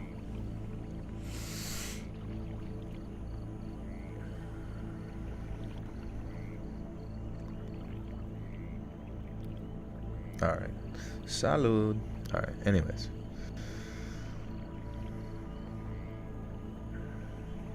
The new RoboCop demo? I heard stuff about that. Is it a good game or something?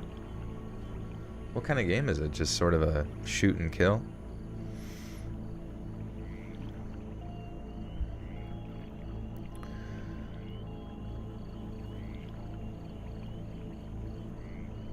I go live and play music from YouTube on YouTube, and that's a big deal, I guess. You look under your account dashboard to see. Oh. Well, I mean, yeah, if you mean by strikes, you mean copyright claims. Yeah, I mean, all my live streams get copyright claims from the music that I play in the beginning. But, you know, I'm not thankfully it's just the claim, and I don't really run ads on the streams anyways.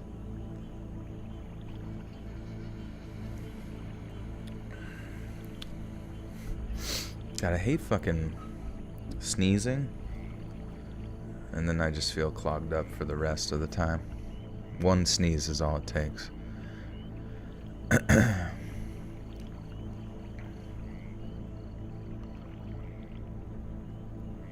For a bit of context, I work at a gas station in the backwoods of Tennessee, and that's where this happened. Last night when I clocked in at 8, the store was completely dead. I figured it was going to be a pretty easy night because the road this station is on is not the main road. Actually, it's used to... Oh shit, is this going to be the one about...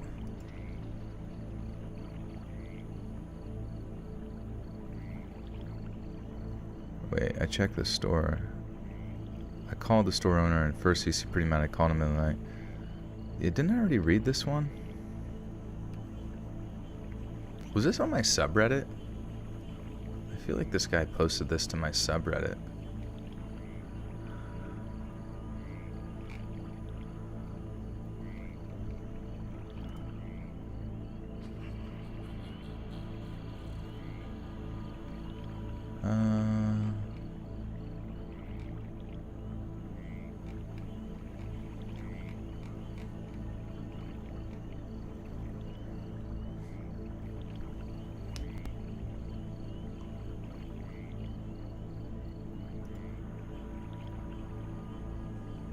Jacob with the 5 says, today is Friday the 13th, so watch out for Jason. Another question. Joel, what is your opinion on Dutch betraying Arthur and John at the end of the game?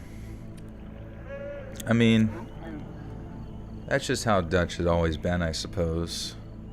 He only ever really looked out for himself. I mean, and he was clearly a very, powerful manipulator of his crew. Just sort of a cult-like guy that pretty obviously from the get-go was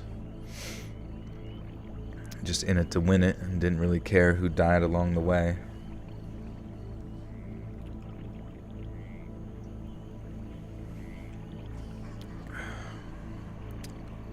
Hey, thanks, Shadow.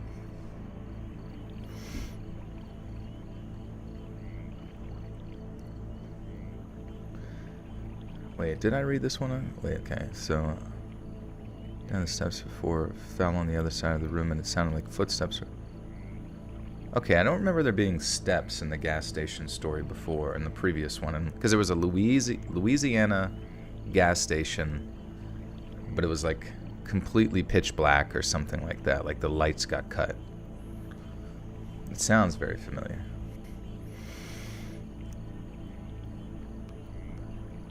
For a bit of context, I work at a gas station in the backwoods of Tennessee, and that's where this happened. Last night when I clocked in at 8, the store was completely dead. I figured it was going to be a pretty easy night because the road this station is on is not the main road. Actually, it used to be up until about a decade ago when a new freeway was built. This led basically every business that was here to pack up and leave their old building abandoned.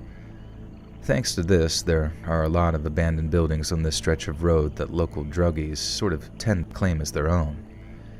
Anyway, at around 11, I only had about an hour left on my shift, and so I figured that I should actually get some work done instead of just sitting around and doing nothing. I'm 18, so I work the shift alone, which is nice because it means I can do pretty much whatever I want. This is normally pretty great because I can do whatever I want so long as I get what I need to get done finished. I noticed that we were almost out of barbecue chips, so I'd need to go get them from our storage space, which was for some reason in the basement of the station. I've always hated going down there just because it gives me the creeps. Why the owner decided to store everything down there is beyond my comprehension. I got about halfway down the steps before something fell on the other side of the room, and it sounded like footsteps were coming my way. I sprinted up the stairs and locked the doors to the basement, panicking like a madman the entire time. When I got back upstairs, I went behind the counter to the store computer so I could check the security cameras. I flicked over to the one that looked into the basement, and there was this guy, just standing there, smiling up into the camera. He had a look of absolute insanity in his eyes, but he didn't look like the average junkie in the area. He was clean-shaven and dressed in what looked to be jeans and a button-up of some kind. Honestly, if he walked into the store, I wouldn't have batted an eye because he was down there and became...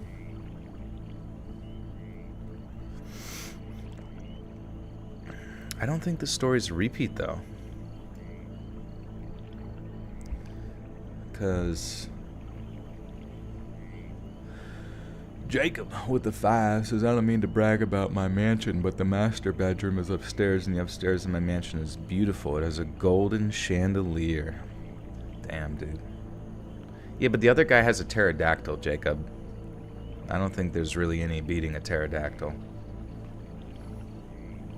Like, unless you have, like, a Spinosaurus in a cage somewhere, I don't know if I'm impressed anymore.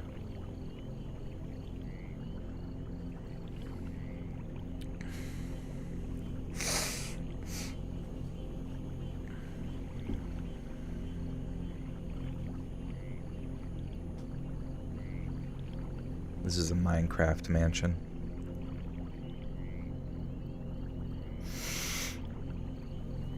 Okay.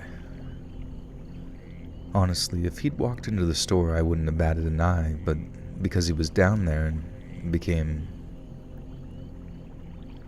Oops. Honestly, if he'd walked into the store, I wouldn't have batted an eye, but because he was down there, and because he was just looking into the camera, it shook me to my core. I called the store owner at first, and he was pretty mad that I had called him in the middle of the night, but once he had heard how freaked out I was, his tone quickly changed. He told me that he'd be there in 15 minutes and just lock the main door to the store and make sure that the man didn't go anywhere. I asked if I should call the police, but for some reason he didn't want me to do that just yet. I locked up the entrance to the gas station and went back to looking at the man. He was still just staring at the camera. About 3 or so minutes of him staring at me later, and he walked out of view of the camera. My boss showed up soon after, armed with a shotgun, and when I let him in, immediately he went to the basement. I went with him just because I felt safe with there being another person there, and all we found was nothing. My boss ultimately clocked this up to me being tired and hallucinating that the man existed, but I know what I saw. And this had me scared beyond my mind as I clocked back into work a few hours.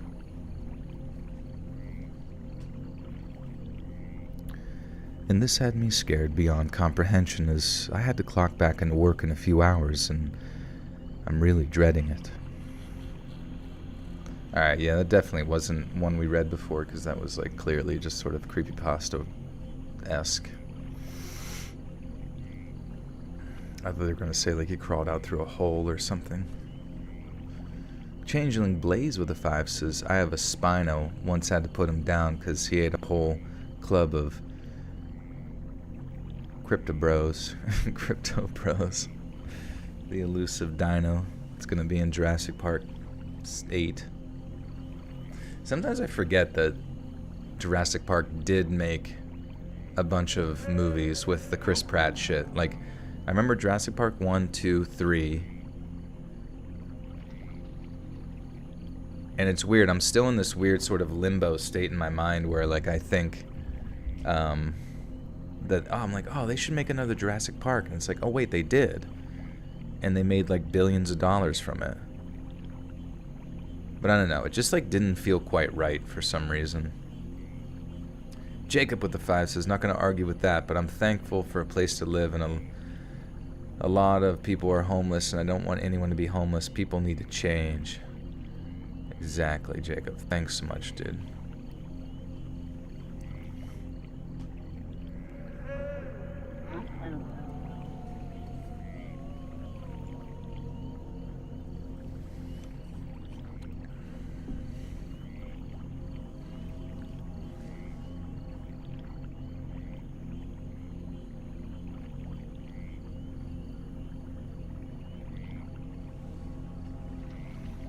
They made 3 Jurassic Parks and 3 Jurassic Worlds. That's crazy. It took so long to get, like, Jurassic Park 1, 2, and 3, I feel like, as far as durations. But then, like, Jurassic Worlds, I just feel like they banged them out too fucking fast. Maybe not. Maybe I don't have a right timeline in my head. I'm a military brat. My second tour coming to Japan, so I think that I don't really have to worry about my safety. Never had problems here during the first tour. I was 13 at the time. No one is home, and I decided to go to the convenience store right around the corner. I do my shopping and notice a guy at the end of the aisle glancing over at me, but over and over. He had baggy, worn-down black clothes, very pale, long hair, looked like he hadn't slept for days, and was super, super skinny. I quickly look away and just go to the next aisle, and he does the same, but not even in a subtle way. It was like we were playing some type of tag or something, because he was jerking and darting to whatever aisle I had rushed to. Stupidly, I just hurry and pay for my stuff and leave, and I thought that he didn't follow me because my head is turned to make sure that he doesn't come out of the store, too. I relax after I turn the corner. Literally just minutes before I'm able to get to my house, I hear footsteps behind me, and I freaking lock eyes hard with the guy. He's all wide-eyed, and it just scared the life out of me, so my dumb idiot self proceeds to just speed walk to my house. He did the same. As I close my door, I see him speed walk past, still wide-eyed, staring into my face, scared for the rest of that month since he knew where I lived. I'm 18 now, and I still am in Japan. Different house, and luckily, I never saw that weirdo again.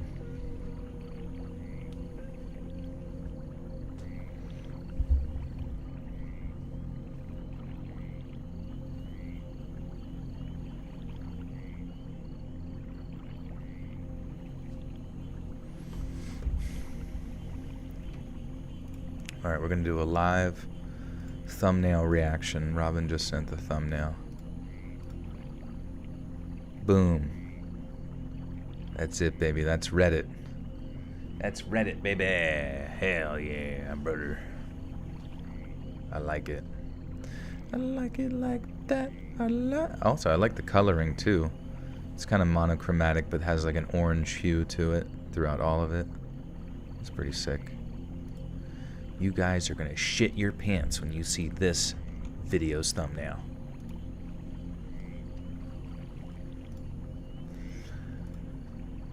Alright, Jacob with the 5 says, I have to tell you about the basement of my mansion. My mansion has a man cave in mountain basement, and it's breathtaking. The man cave has log cabin feel to it.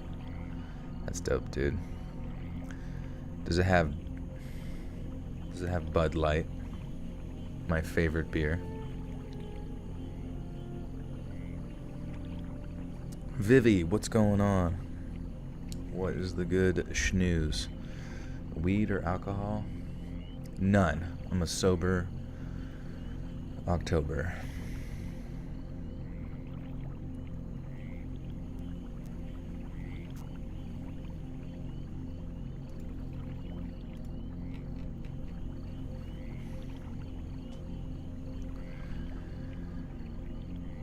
Last year I was on vacation in southern Europe with a large group of friends.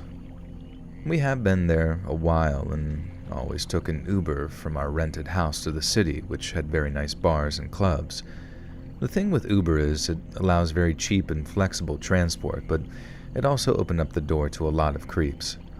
I've had Uber drivers who were super cool, but also extremely drugged up road ragers who drive like maniacs and think they're impressive. It's always the worst once. It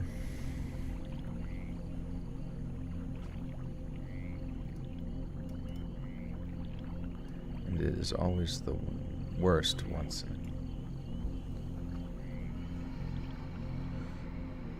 Am I Mormon? No. Oh yeah, it is Friday the 13th. Damn. I forgot about that shit.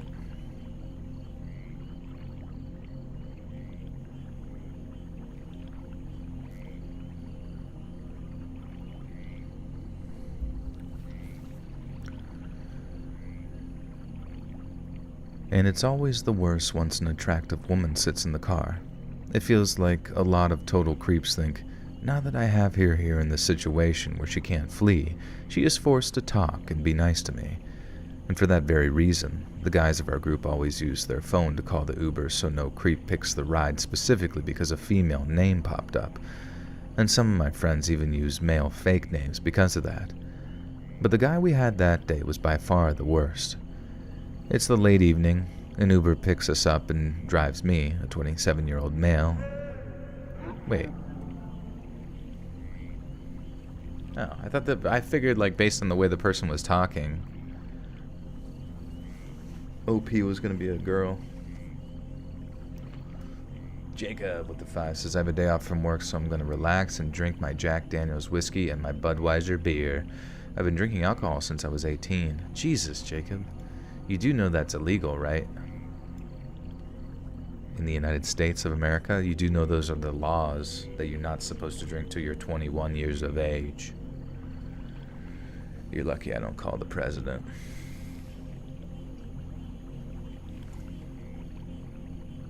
You're lucky I don't call Joe Biden right now. I wake him up in the middle of the night at 12:47 a.m., which granted he might be up. He usually has like a little bit of a nightgown and a cap with a little fuzzy thing on the tip, almost like a little wizard. And he has to like, lift his little gown above his knees sometimes because otherwise he'll trip. But he goes down to the kitchen of the White House and he has his personal chef make him a bowl of pudding. Homemade pudding. It's delicious. But I'll call him on the red phone and I'll say, hey, are you familiar with Jacob Bowling? And he'll go, like, well, sir, that guy started drinking when he was 18 years old. All right, sir. I understand. I'll let you be. Have a great night. God bless America. And then I hang up. It gets a little wild at night.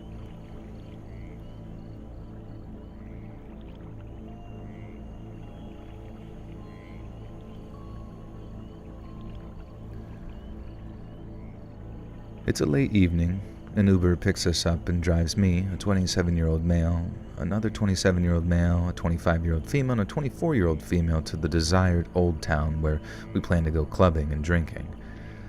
While driving, the driver constantly looks at the two women in the back seat via the mirror. They only told me this afterwards. He kept starting conversations, but basically only addressed the girls who left answering to the guys who gave short, non-detailed answers, basically signaling that we were, one, done. God.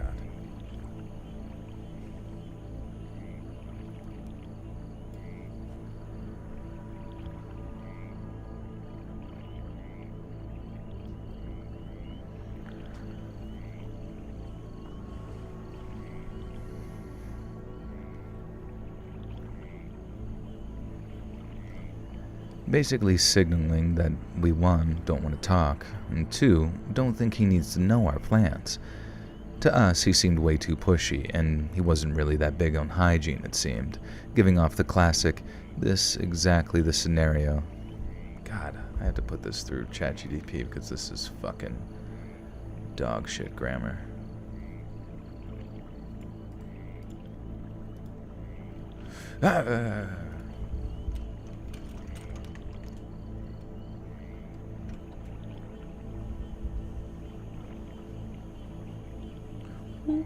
That's the sound of the police. It's the sound of the beast.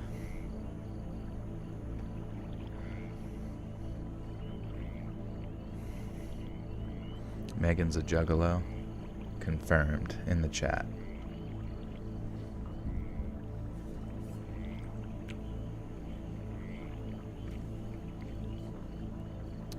Jacob with the 5.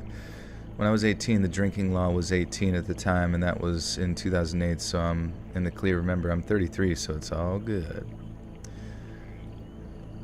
There was the drinking law was 18 when you were 18? And we're the same age, and we're from the same country?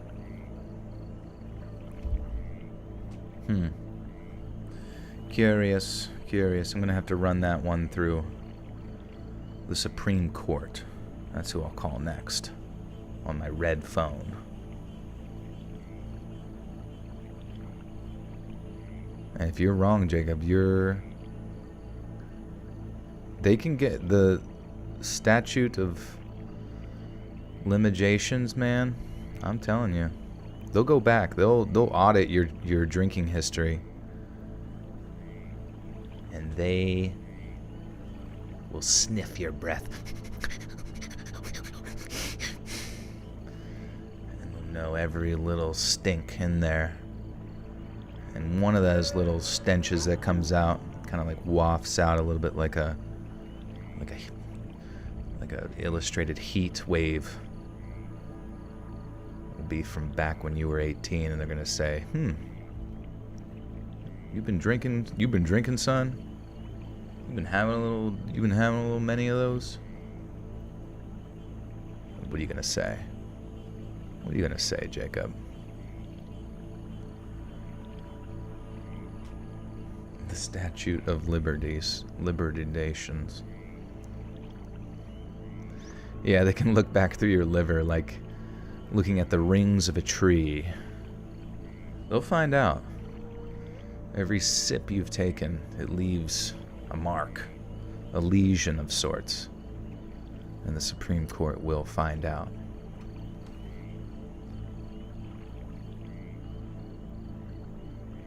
The Statute of Liberal Nations. Destroyer Lynn, thank you for the 1 gifter. 2, Crystal Garcia. Welcome, Crystal. You now have access to bonus content.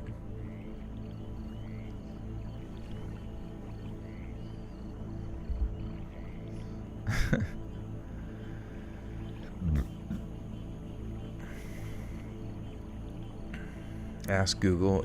I can't ask Google. I don't think Google would know a question like that. The drinking age is too complicated. Over 3 years ago, or no, over since 2008. That's ancient history, brother. We're never gonna get to the bottom of this. Jacob's just out there, scot-free, living his life, lying about the drinking age. That's how he got into bars. They're like, hey, let me see your ID, bud. And you're like, he's like, this says you're 18. You have to be 21 to get into a bar. And he's like, no. You had to be 18? Oh, I didn't know that. Okay, yeah, come on in. He kept starting conversations, but basically only addressed the girls who left answering. Oh, motherfucker. He kept starting conversations, but basically only addressed the girls who left answering to the guys who gave short, non-detailed answers, essentially signaling that we, 1, don't want to talk, and 2, don't think he needs to know our plans. To us, He seemed way too pushy and he wasn't really big on hygiene, giving off the classic, "This is exactly the scenario why we don't like booking Ubers" vibe. Meanwhile, we wouldn't wait to arrive at our destination and get out of this uncomfortable but not super horrible situation. But that situation did not feel great when this guy didn't stop on the road, but instead pulled into a parking spot. He started fumbling with his phone, and we're just like, "Alright, weird, but let's get out," and left the car. To our surprise, the guy then turned the car off and got out as well. We saw that red flag and just started to walk away towards the bar area of the town without saying a word. Cars can't enter the old town. After 40 feet, once we reached the gates, we stopped because this was the meeting spot for the other half of our group, who took a separate Uber, and we found out that this guy was following us and stopped as well. You know the classic circle people form while Dude, what the fucking Christ? Why do people even send stories like these in? Like, is this worth telling fucking anyone other than, like, your fellow waitresses at a bar? Like, what is interesting about this story?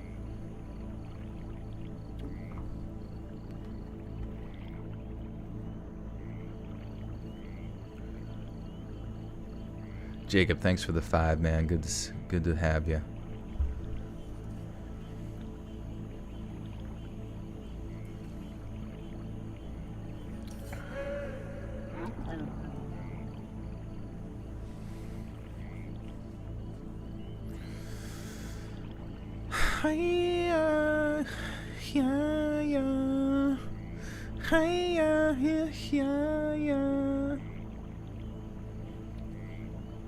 Guys, if you could make YouTube video, you know what's crazy? Mr. Beast gets 2.2 billion views a month. 2.2 billion. Like, some channels will never see 1 billion views on their channel's entire lifetime, and he gets 2.2 billion. Like, just to give you an idea, 2.2 billion views a month is like as many views as there is on Gangnam Style, the music video. And that was a wildly popular, I don't even know. And it was so fucking stupid too, because, like, I mean, I like Mr. Beast, I guess. Like, he definitely, like, I sometimes will be like, what's this all about? And then I'll watch his video and just kind of, like, I'll notice that I'm, like, drooling like about 2 minutes into it, and I'll be like, oh, the fuck? I just, like, blacked out. But I don't know, his one video he just made was about, like, escaping from a death thing, and it was so obvious from the exact get-go that the death trap the kid was trying to escape from was on, like, a really big rectangular green screen room. I don't know.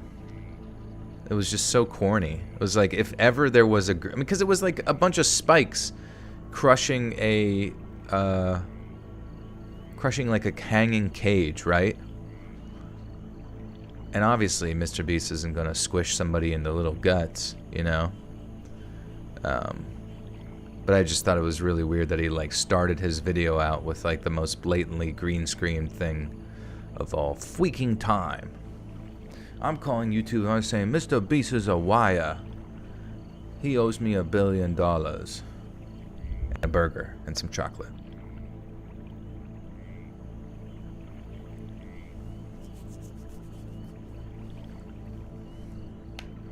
It's kind of weird, though, because, like, usually people, once they get to that height of success, they want to do something like music or some sort of extensive creative art or whatever. But you watched a Mr. Obese video? Nice, dude. Those are the best. You make all of them. But yeah, I don't think he's ever done, like, creative stuff, you know, or, like, forced that upon anybody. I don't know. I'm just surprised. Maybe he just didn't have any interest. Maybe he's a robot. Maybe he's a soulless robot. A money printing robot machine.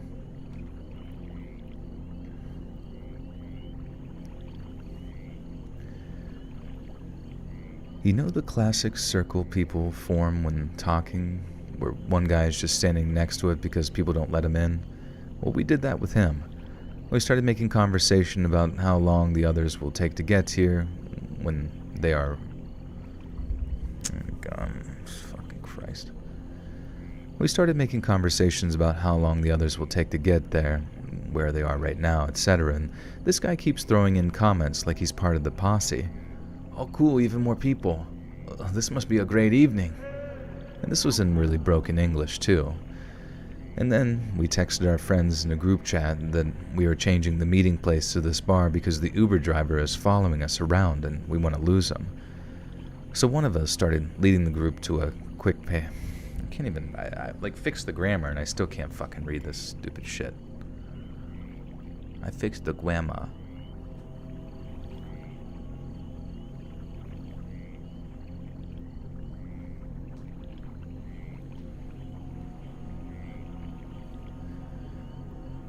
Emily Taylor with the 10. Thank you, thank you. Your first ever super chat. Appreciate you. Thank you so much. Forced creativity. I mean, that's what YouTube kind of is now. Monetarily incentivized forced creativity. I mean, you look at... I don't know. I mean, I put out videos, but I'm not like... I mean, my videos aren't like super creative or anything like that. Sometimes the ideas are interesting, but I mean, it's all still based upon what you guys send in or sort of generate. But...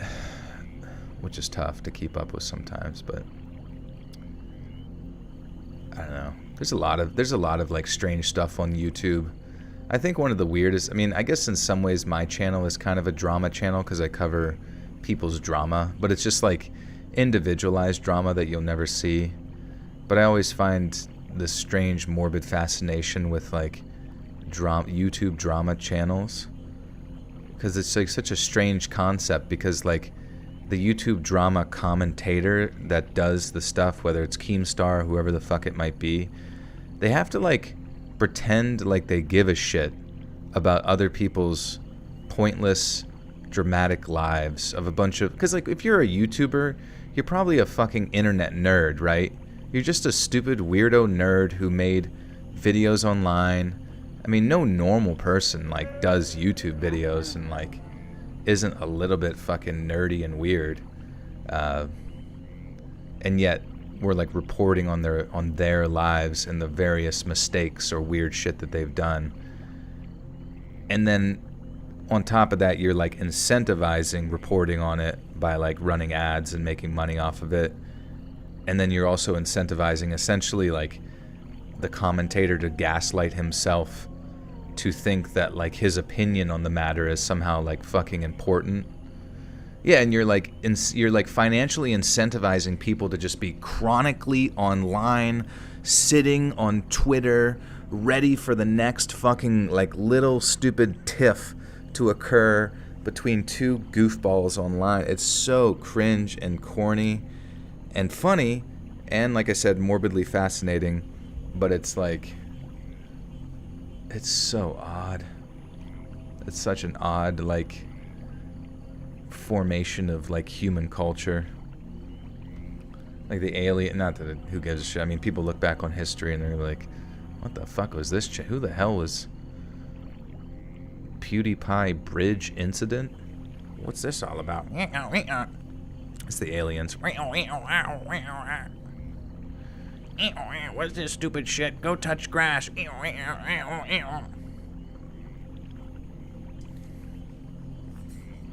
Thank you for pronouncing your name correctly. You're welcome. Thank you.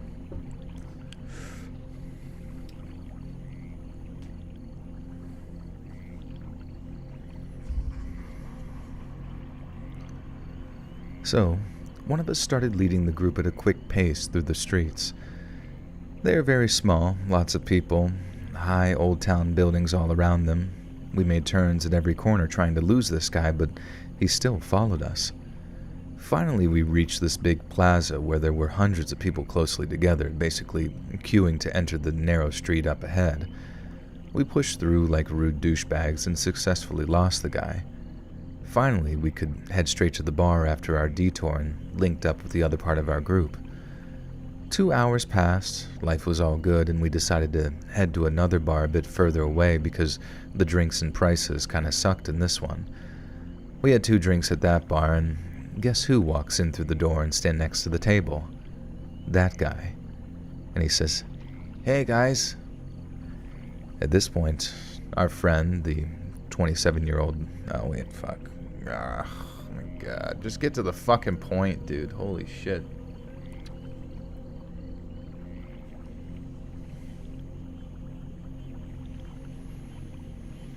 Jacob with the 5 says, "Wait a minute, chat. Since Let's Read streams are uncensored, I can tell any lie I want and the truth all I want. So relax, chat." Oh, there you go. Yeah, this is a free speech zone. So everybody just, by that logic, just make up anything you want. Just say whatever you want and make it up, and it'll work itself out in the sauce.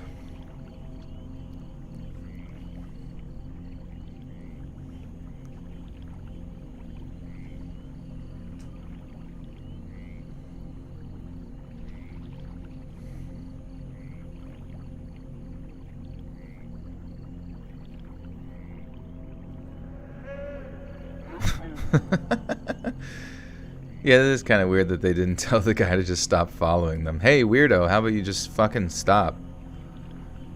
Hey, how about you get away from us? You're our Uber driver, not our fucking bodyguard. Please say Lucas. What's up, Lucas? Lucas Arts. You're a purple dinosaur? Nice, dude. Your mom worked my sauce? Dude, I fucking wish. Your uncle's John Cena? That's cool. Dude, he's been... I feel bad for professional wrestlers, man. They just... I feel like to tour with, like, WWE has got to be such a pain in the butt. Because you got to, like, stay in shape.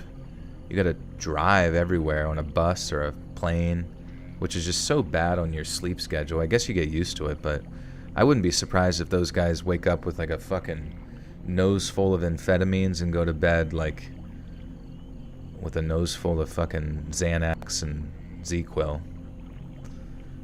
That shit just seems impossible to keep up with. And not to mention, at some point during that point of time, they have to, like, stimulate their muscles with lifting. Which, Jesus Christ, what a pain in the ass. You got a YouTube video with 174k views? Let's check it out. Popular... Wait, where is it? I sorted by popular and I don't see it. You lied to us.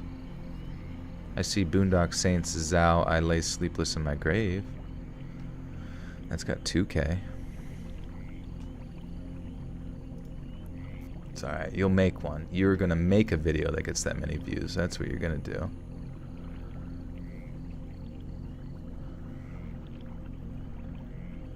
Mickey Rourke, the wrestler. Yeah, I've never seen that. It probably is a good representation of what they go through. Wait, Leslie, your uncle is John Cena too? Are you guys related?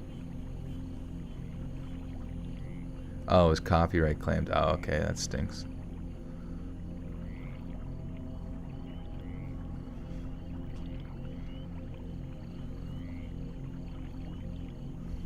You got a YouTube video with 100k something. Let's check it out. Look at we're hanging out with famous YouTubers in this chat. Crap, I can't click. Now I can click.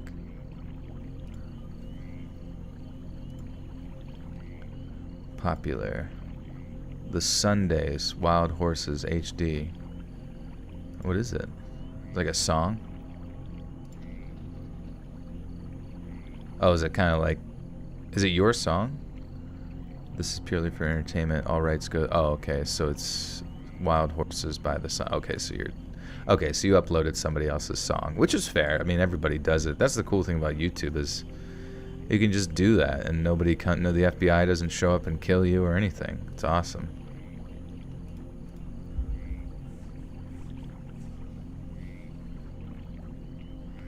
Jacob Bowling with the 5 says, "See chat, I'm the game, so I can get away with saying anything I want. Since the Let's Read streams are uncensored, go all out. Go loose. Speak out. Speak out. Speak your mind.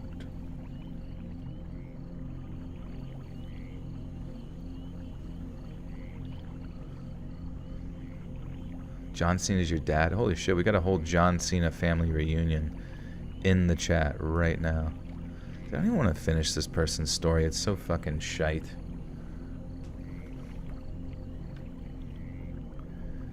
At this point, a friend, a 28-year-old male who was good at communicating and frankly quite big, tells the guy that we want to keep to ourselves and have no interest in hanging out with him. Please leave us alone, man. Fortunately, the guy says no problem and leaves. Unfortunately, John Cena owes you money, dude? John Cena's your secret lover? Holy crack. Holy butt crack. John Cena's been getting around. Wait a second. Pradeep is John Cena. He just people's elbows my entire desk into the floor. I need a sad John Cena meme. It'd be funny if, like, they caught a picture of him in the middle of, like, a people's elbow from, like, the high bar, and then it just shows his face, and he just, like, looks very, like, sad, like he's just dead inside, and he's done this 10,000 times. That'd be a good John Cena sad meme.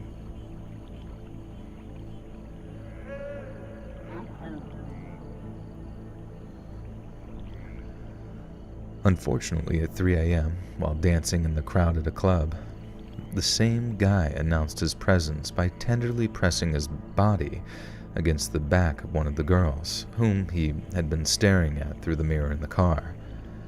The girl's boyfriend recognizes the guy, gets angry as heck, grabs him by the collar, and essentially tells him that if he keeps following us, he'll get the life kicked out of him. A bouncer sees this and approaches them. I start talking to the bouncer, who was super annoyed by anyone intervening at first, but after hearing how this guy stalked us from his car to this club, he just asks the Uber guy a few questions and then proceeds to just throw him out. We stayed a bit longer than we wanted, in hopes of him not waiting for us, and after that, we reported the guy for being a creep in the app and called another Uber, which thankfully was not him. Just being honest with the two. Thank you, my friend, in your first ever super chat. John Cena's the son you gave up at birth. What a mistake that was, to having aborted John Cena. But even the power of the forceps and suction cannot destroy his girthy frame.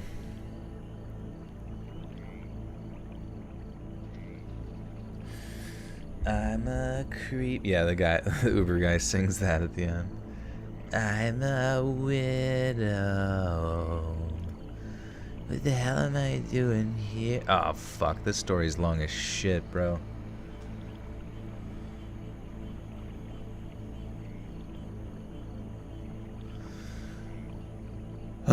Here we go.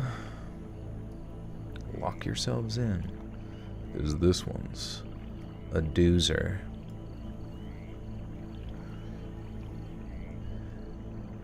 I'm a woman in my 30s, caring for my elderly parents, so staying in a downstairs room in my childhood home at the moment. The window faces the main street, which is an average residential street in a fairly quiet area. The bed faces the window. I often leave the window open at night since I need it to be cool to sleep, and I haven't really worried about it since there's a cabinet with an aquarium in front of the window area, not blocking the window from view, and I can reach to open it and close it, but it would make it difficult for someone to climb in. My dog, Sable, also always sleeps in the room with me. While she's sweet-natured, medium-sized dog who doesn't look the least bit threatening, she's a fantastic guard dog in that she's always alert to any noises, and will stand her ground and bark and growl if she senses a threat, so I've never really worried about the open window. After tonight, I won't be able to do it again. It started at maybe 3:30 to 4 a.m. sometime. I was awake, since I care for my parents, and I often have disrupted sleep patterns and I'm awake at odd hours. I was reading a book and heard Sable growl, really low and really deep. Then, she jumped off the bed and began pacing a bit, looking up at the window before jumping up the cabinet by the window, barking. I shouted, "Hey, we're calling the police. The dog will bite," just in case there was someone there, and went to look out the curtains to the side. I didn't see anything. I pulled the curtains closed and made sure to pull the right curtain over, and then drew the left side curtain, the one that covers the open part of the window, all the way over, covering the right side curtain too, tucking it down so any wind wouldn't be able to move it. I wasn't really alarmed then. It's a fairly quiet residential street, but there are foxes around that we sometimes hear, and occasionally someone passing by or the neighbor's gate next door will make Sable growl or bark. But she doesn't usually react the way she did this time. She'll usually growl, but stay on the bed, and her reaction was much stronger than normal, and I thought that even if it was someone scoping out the open window to potentially burgle, they'd seen now that the room was occupied by a person and a dog, and would go find an easier target. But mainly I guess that it was just a random noise that she'd heard outside. I was wrong. It was a good half hour or more, after I'd relaxed and thought that I might doze off soon, that I heard her growl again. A really serious, deep and low growl, and I listened, again thinking that it might be foxes or something. But I heard what sounded like deep, horror movie breathing noises, like the heavy breathing sounds that a pervert makes down the phone to his stalking victim in a film. I sat up, looked up at the window, and my heart stopped. The curtain had been pulled back and lifted at the bottom like someone was peeking under it, and I could still hear the heavy breathing, so I shouted, "Hey," again, and moved from the bed to the side of the window so I could see past the curtain, and saw the figure of a man moving away from the window to the right, towards the front door and the exit of the front garden. Too dark to make out features or clothing, it was just a dark male figure, and shaking now, I immediately thought that since Oh my goodness.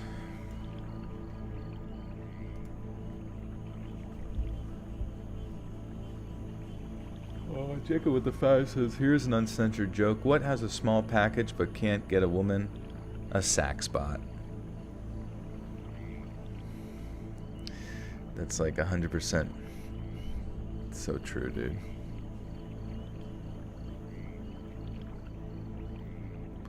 Funniest thing about these types of stories, the over-detailing of small things. I know, like, sometimes people type this shit up, and I guess maybe that's like sort of a typical psychological presentation of something that was traumatic to somebody, is like, since they're hyper-aware and hyper-anxious, their brain is like taking in all little details possible.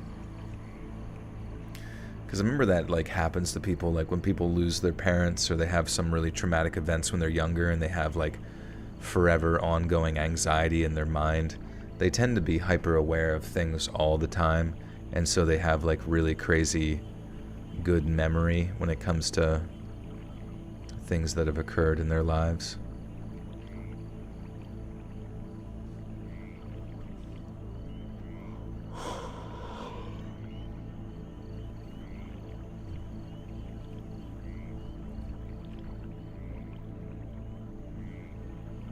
What's up, Heather? Long time no see. Ever long.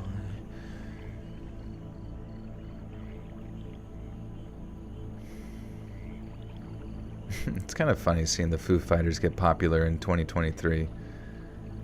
I mean, they were popular back in the day, but it's just funny to... I guess music is just dog shit now, that like people just go backwards in time to grasp onto fucking literally anything else besides whatever the fuck is coming out. Your ex-fiance had constant hypervigilance. Yeah, my old roommate was that way. He had some pretty bad stuff happen when he was younger, so he was just always like... I remember coming home from like a late shift at work one time.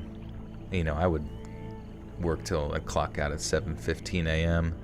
and be back at the house by like I don't know, fucking 8 a.m. or some shit, and I just remember, like, the sun was up, and it was kind of like in the middle of the winter, too, and he had, like, all of his winter clothes on, and, like, had, like, a bat in his hand or something, and I was like, and he just came out, and he was like, what's up, dude? And he's like, I stayed up all night. I was like, why? Why did you do that? He's like, I thought I heard somebody outside. It's like, holy shit. And it was like, at that moment, I was like, okay.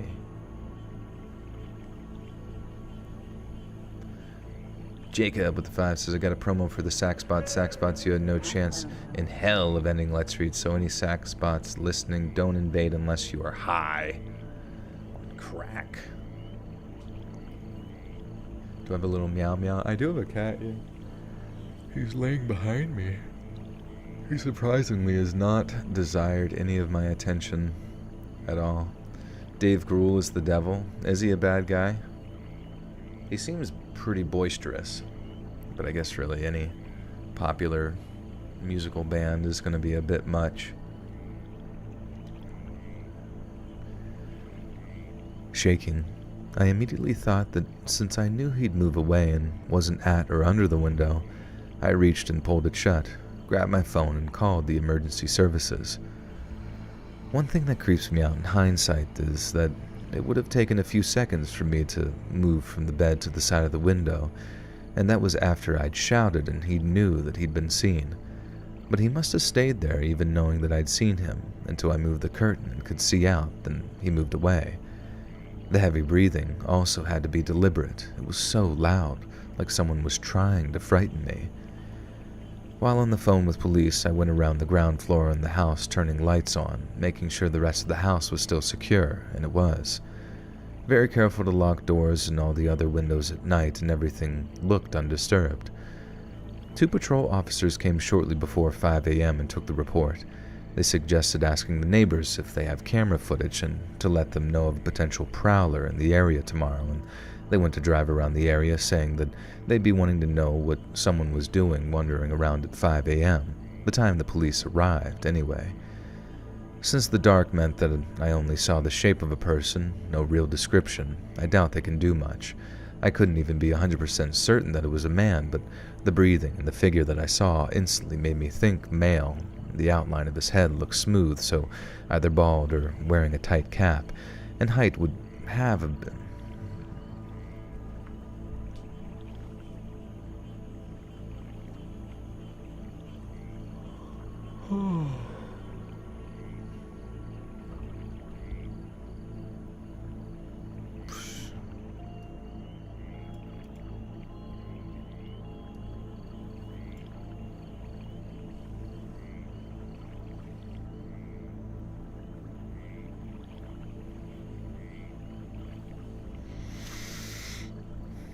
Oh yeah, he did play the devil in Tenacious D, Pick of Destiny. That was sick. So he was the drummer in Nirvana, right? And then they broke up, and then he went on to be the lead singer of the Poop Fighters. I couldn't even be 100% certain that it was a man, but the breathing and the figure that I saw instantly made me think male. The outline of his head looked smooth, so either bald or wearing a tight cap, and height would have been average, 5'8" to 5'10". I'm still shaken, but feeling angry and violated and wishing that we had camera systems now, and I'll be looking into that. I never thought anything like that would happen. I don't have any enemies, no recent exes, no one I know of harboring any grudges. Since I'm caring for my folks full time now, I'm not out socializing or making any enemies, nor are my elderly and disabled parents. I'm at the wrong side of 35 and living in jeans or joggers and t-shirts. No makeup or fussing with hair most of the time, so not a likely target for a peeping Tom pervert. If it wasn't for the fact that it was my dog who alerted me to something both times, I'd wondered whether I was half asleep and dreamed it, that I'd imagined it. I've had hallucinations once as the result of a bad reaction to an antidepressant, but that was more than a decade ago. Hasn't happened before or since, and I learned how to test my reality in times that I was worried about whether something really happened or not from a psychologist. And when I asked how I could ever trust my own senses again after that reaction to the meds, they said that to be sure something was real, to see if other people can see or hear the thing too, or if it's a noise or voice outside, can I see someone or something that explains the noise? If so, it's not likely to be a hallucination if both oral and visual perceptions match up. The dog sends someone... Jesus Christ. This one's fucking long-winded, man. Like, there's really nothing left to say, right? They were bold enough to come back a second time. No.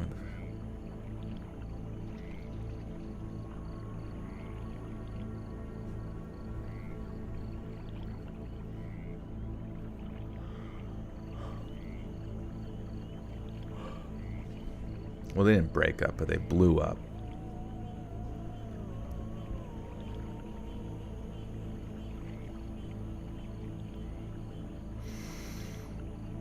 I'm out of every Let's Read clip, video, chilling story. I have nothing else to watch. That's awesome. Thank you. What about the bonus? Oh yeah, you had the bonus content. Or no, yeah, you already did that. Shit, okay. Fuck.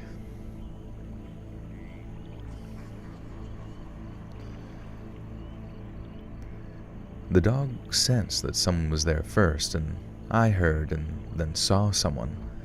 I wasn't dreaming or imagining it. I don't use drugs and almost never drink, and am scientifically minded and don't believe in ghosts, and while I love a good horror film, I'm rarely freaked out by them anymore.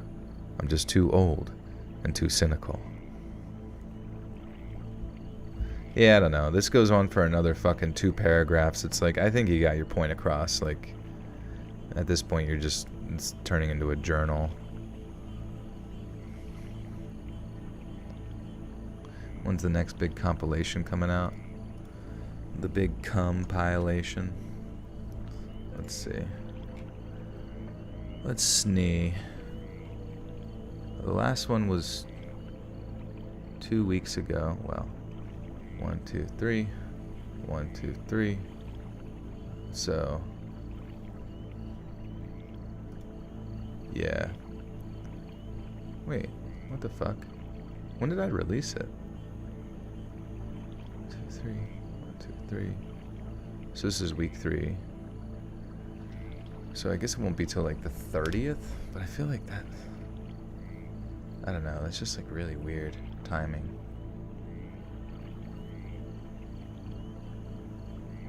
I don't know.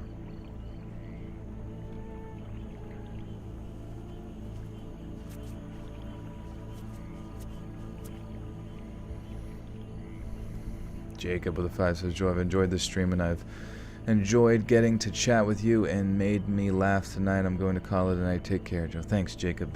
See you later. Did I miss? Oh, no, that was... Oh, wait. How long ago did Lynn gift that? Was that a while ago? Either way, thank you again.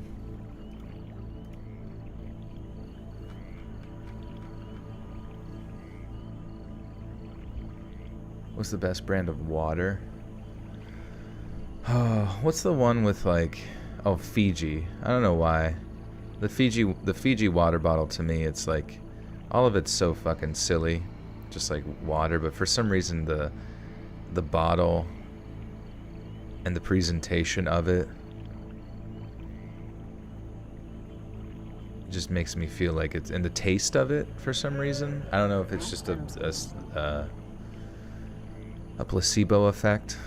But there's something about it that just makes me think that it's somehow superior. I don't buy it, but I've had it. Because sometimes you're like, well, let me try this special bottled water. But I don't really think it's really much of anything. I do have a pretty good water filter in my house now.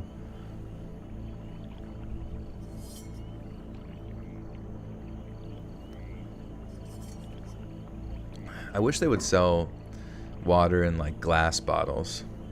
I know that might be kind of extra, but it's like they do it for other shit, so why not sell water in glass bottles?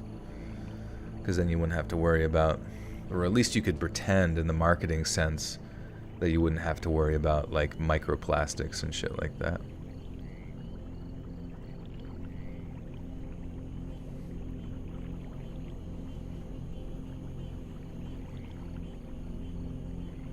What water filter do I use? It was like a local business installed it. I forget what the fuck it does, or like what the specifics are on it. But it tastes really good, and the water looks nice. And they put it decalcifies my pineal gland. No, I'm just kidding. That'd be kind of sick. Then I could see fucking God, dude. I could see him. I could smell God. I can smell God. Alright. Jesus Christ. I need to get through these stories, dude. Oh, they do a glass bottle called Voss. Alright, I'm buying Voss. Let's go.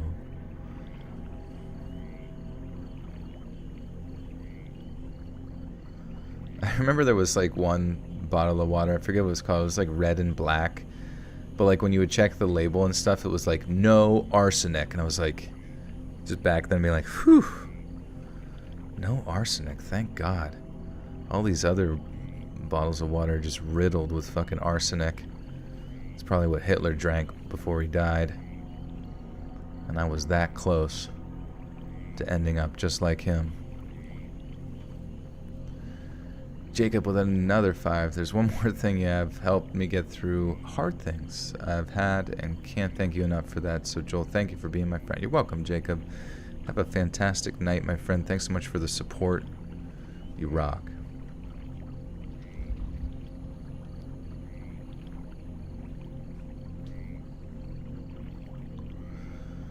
What about glass and water? Now that's what we really need.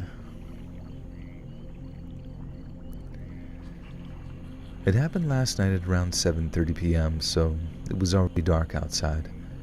My friend and I, both 22-year-old females, were about 2/3 of the way through our 16-hour drive back home from Salem, Massachusetts. I really needed to pee, so we stopped at a rest area in eastern Pennsylvania. I usually avoid rest areas, but it looked nice enough, and I didn't have any bad feelings about it. We walked in, and the only other person inside was an older man, probably mid to late 60s, standing by the vending machines talking on his phone. We went past him across the room and into the bathroom. We were in there for a good 10 to 15 minutes before... fuck.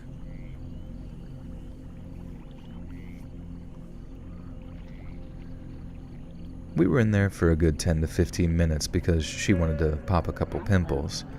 When we were finished, we walked back out laughing about something one of us had said. The man was still standing there, but he wasn't on the phone anymore. He stared and smiled at us in what we both thought was a pretty creepy way, and the entire time it took us to get to the door to the exit rest-in. I don't want to read any more stories from girls getting looked at, bro. I don't wanna. Just run away. If you even look at a guy, just run away. Just sprint.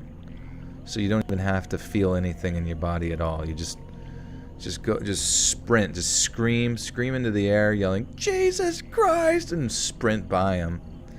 And carry a sword or a gun or something. Just, you don't even have to send the story in. It'll just be that story every time. I screamed into the air and sprinted away into the night. The man had a penis, and it was so scary. What's my cat's name? It's Pradeep.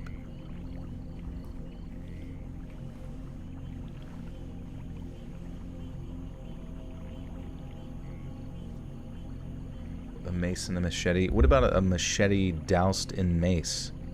Just do both, dude. And then set it on fire. Like Left 4 Dead.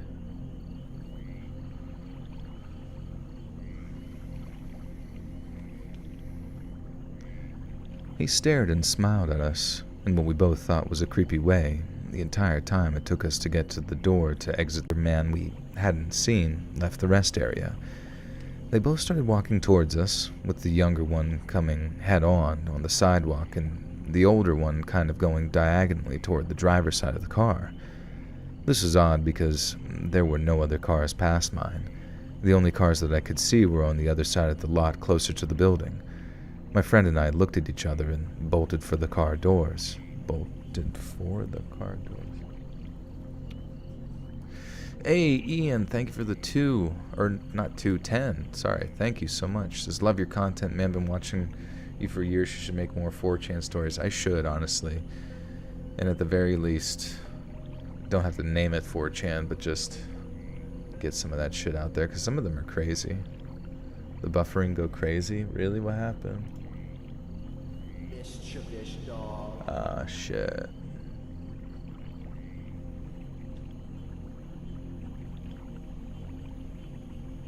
Shit.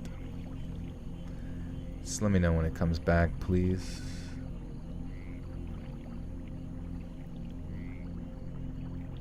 Jacqueline W, welcome back for 6 months. Says, spray all men with bear mace. Boom, now they can't see. Story over. Exactly. They won't bother looking at you.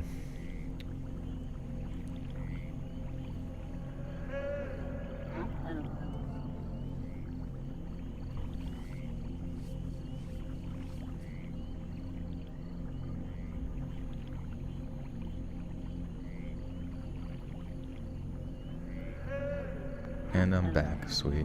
It only stopped for 5 seconds. Yeah, I wonder what that is, you know? I don't really enjoy that much. Getting disconnected. You guys are my only lifeline ever.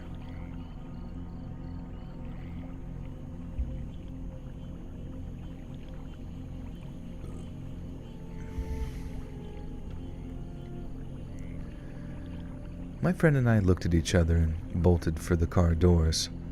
But then I realized that I was still holding the dipstick, so I cursed, and we had to run back over and lift the hood back up. Then we hurried into the car and locked the doors just as they were approaching. We watched as the younger man walked slowly past the car, staring in at us with a blank face. He continued walking down the sidewalk for a while before pausing for a second and turning around to come back toward us. The older man, still just sort of smiling, got within a few feet of the driver's side door, then turned and walked past us to the other side of the parking lot. I backed out, and once I straightened the car and started pulling forward to leave the rest area, we saw that he had moved to the middle of the road and was standing there with that same unnerving smile. But now he was motioning us for us. I can't even fucking read this shit. That same unnerving smile. Guys, that's the trick. You can stare at women as much as you want. Just don't smile at them. That's when they get really spooked. It's kind of like when you're trying to catch like a Genghis Khan in the safari zone, but you keep using, you know, like a pester ball. But the second that you know, go to throw like a normal Pokeball at them, that's when they go fucking wild and just like sprint off, run away. Jacob, Joel, you missed a donation. Did I? With another 5 says, oh, and I forgot to everyone in the stream, give Joel a hell yeah, because he rocks and he's awesome. Thanks, Jacob. You rock and you're awesome. And Ian, welcome to the Buttersock Cult. You have access to bonus content. Thank you so much, my friend. And Protolife 2000 with a 5 says, thanks for the streams. They really break the fourth wall, and it's funny hearing your honest reactions and opinions. Thanks, Protolife. I do be trying. Staring too hard is weird. What if, like... But I mean, girls like eye contact, right? So that's why you gotta just stare and not blink. Because if you blink, you broke eye contact, and therefore you're proving to the girl that you're a little puss. Right?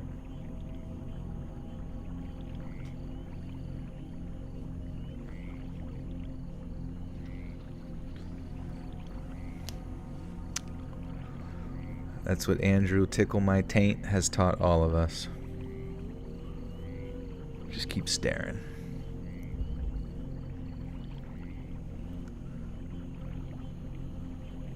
Am I stinky? Am I stinky? P.S. Am I stinky? Probably. Various times. Ian with the 10 says, go to head out sadly, but we'll be waiting for the next upload. Or gotta head out. No worries, Ian. Thank you so much. Yeah, I've been a little bit behind on video releases. I mean, it's still always Monday, Wednesday, Friday at like 7, but sometimes I've been releasing at like 8 p.m. or 9 p.m. but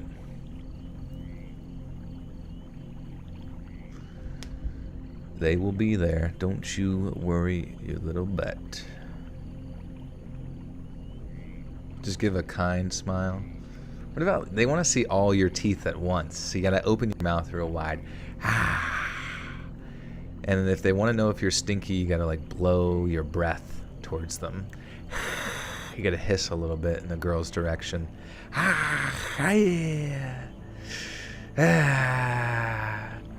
So good to see you. And that, ladies and gentlemen, is how you do it. It's called Riz. It's called Riz. It's called Rizzlin'.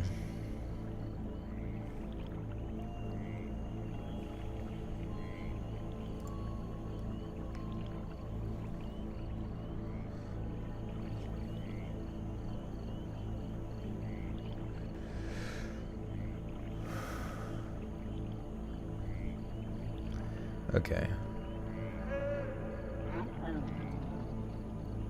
Oh, that's kind of hilarious, dude. Oh, what am I doing? I didn't even like ask ChatGPT to fix the grammar. I just typed this fucking I just copy pasted the story in, and now ChatGPT is giving us advice. Trust your instincts. Stay in a well-lit and populated area. Lock your car doors. Keep your phone handy. Be aware of your surroundings. Inform someone. If approached by strangers, smile and hiss. Drive to a safe location. Got a Riz straining order. Exactly. L Riz? More like A through Z Riz. That's the whole fucking alphabet Riz in this bitch. Mischievous dog. Judith, welcome back for 39 months. Thank you so much. I've been listening to this live stream for over 5 years now. Missed only a handful of them. Not always in chat, but always lurking, still loving it. Thank you, Judith. Appreciate you. You are the foundation of these great pyramids called the internet. See, girls, yeah, you gotta foam at the mouth, you gotta drool, and the reason you do that is because girls have like an innate motherly instinct. So if they see that you need additional assistance in life, they are going to be kind of like, ooh, I get to take care of this guy forever? Cool. Lucky day, lucky day, lucky day for me. This one needs a little wiping. And then when they go to wipe your mouth, you just you gnash your teeth and don't get too close. Jacob's back, baby, with the 5. Says, one more thing, Joel. I need to say this in front of the whole world. I will always respect you, and you will always have my support. You rock. Take care. Thanks, Jacob.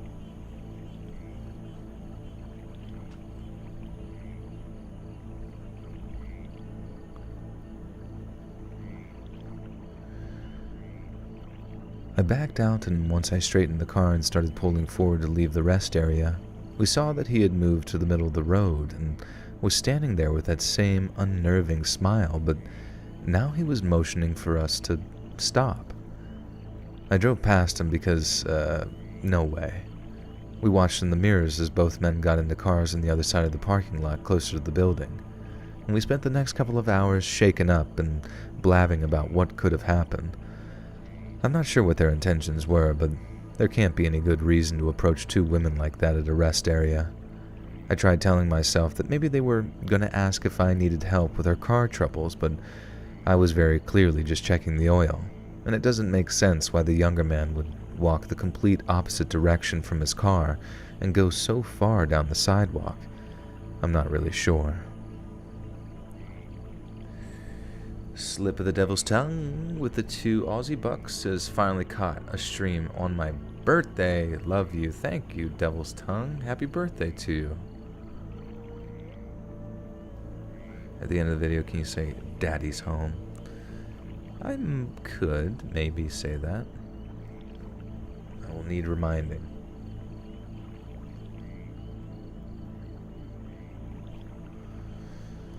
Okay. Holy fuck, bro.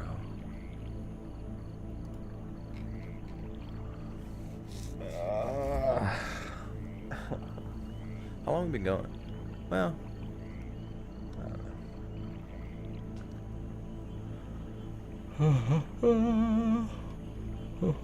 know. 5 years ago, my friend and I, an 18-year-old male, decided to drive up to Montreal. We ended up staying in an Airbnb in an affluent Jewish neighborhood outside the city. On the first night, we headed to our local train station to get to downtown Montreal and decided to get drunk and look for weed there. We met a nice fellow who sold us some, but then realized 5 minutes later that the weed mysteriously disappeared, so we went back to the guy and asked if we could buy some more. He introduced us to his friends, and we asked how much for another 3 grams. His friends said $17, which we thought was reasonable. He even gave us a brand new Samsung Galaxy as collateral for whatever reason, and when we handed him a 20, however, he took it and explained that he had said $70. We were confused and said, "That's way too expensive, no thanks." But then we went to take the 20 back from him, and he started backing up and said, "What are you going to do?" And we were outnumbered, as there were 4 or 5 of them and only 2 of us. With drunken confidence on our side, my friend grabbed his arm and I yanked the 20 out of his hand. I chirped him out, explaining that I have a beer bottle in my hand and that he could get his butt kicked playing games like that with people. And this long-haired Asian guy from the crew came up behind me and slapped the beer bottle out of my hand, saying something like, "This is Montreal." We decided not to continue the altercation any further and started walking away while exchanging insults. After walking a few hundred feet away from these thugs, I remembered the phone they handed me and pulled it out. It was fully functional, and me and my friends decided to smash it on the sidewalk. About 30 seconds after doing this, we looked back and see the whole gang running full sprint towards us. It was almost as if the guy had just remembered that he'd given us his phone before trying to mess with us. We immediately started running and ducked into the shadows of someone's yard, waiting for an Uber to get to us. The next day, we dropped acid on the train and headed back into the city. When we arrived out of the station, it looked like we arrived onto a post-apocalyptic wasteland full of tweakers. Drugged-out maniacs were screaming in the faces of passerbys as they walked by, casually stepping to the side and going about their day. Phone booths were smashed out, with groups of vagabonds contorting demonically. This was a terrifying scene to stumble onto while tripping, until walking a few blocks away and entering beautiful downtown Montreal. They were hosting Olympic time trials for cycling at the time, which was really cool to see. At one point, I looked into the glass windows of a McDonald's where, directly in front of me, I locked eyes with an old lady with a Hello Kitty purse smoking a crack pipe at one of the tables. After a 10-hour balls-to-the-wall trip, it was nighttime and we decided to head back to our Airbnb. When we arrived to the train station from the night before, we decided to stop into a McDonald's and grab a burger before Ubering home. While we were waiting for our order, my friend noticed the same crew that we encountered walking in and out of the bathroom of the McDonald's looking at us, and several more figures waiting outside. It was clear that they were planning on jumping us and stealing all our stuff. One of the guys came over to us and tapped us on the shoulder, signaling us to come outside. As I saw it, we had 2 options: either call the police and wait inside, or make a run for it. We couldn't afford to have our things stolen, as we needed our IDs to get back over the border. We made a run for it, sprinting out of the other exit of the McDonald's and hauling it for dear life. My friend tripped and rolled his ankle, causing him immense agony, but we had to keep running to a nearby parking lot to get cover, and once we made it, we hid out in another restaurant until our Uber came and narrowly avoided an intense 7-person beating while still tripping. Still to this day, I have no idea why this guy randomly decided to hand us a cell phone for collateral 30 seconds before trying to rip us off. It's also as if though he was too stupid to think the plan out fully. I also have no idea why they were stupid enough to leave the other exit of the McDonald's completely open for us to escape, and if it weren't for that, we most definitely would have had the living crap beaten out of us and been robbed. Oh my god. I made it. Some people like to get high, I guess.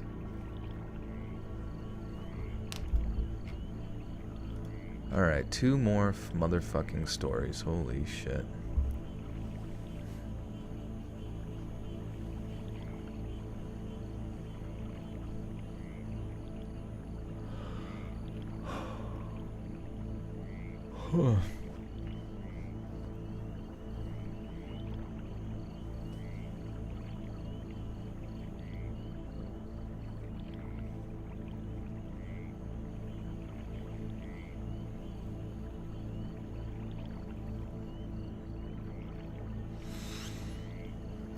You get a shout out. What's up, Lucas?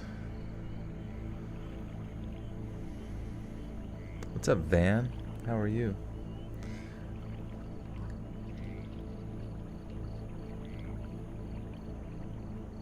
You never even heard of Mr. Beast? Well, there you go. You're missing out on some real quality content.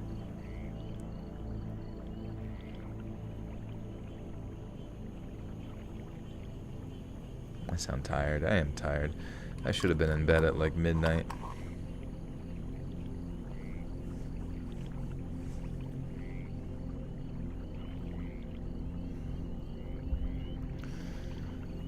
Drowning in school, the usual. Yeah, I feel ya.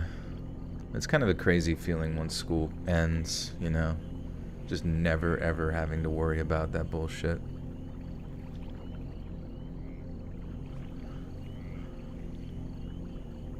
Anyone ever had a deep tissue massage? Sounds painful, but I feel like my soul needs it. Yeah, I definitely think deep tissue massages are pretty baller. I guess as long as they have like some sort of, I don't know, oil or something to help dig in, because if they're just doing skin to skin, it could create like a friction that's really uncomfortable.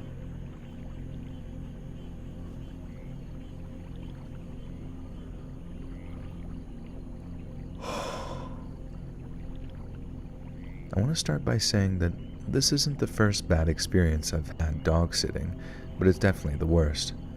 So I started dog sitting back when I was 13 and made good money doing it. I'm currently 19 and this happened when I was 18. I set up an easy way for people to contact me about dog sitting.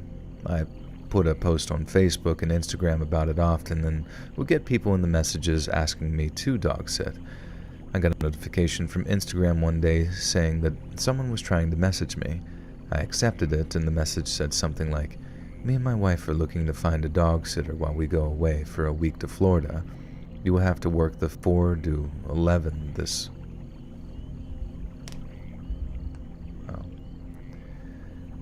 You will have to work the 4 to 11th. The 4th.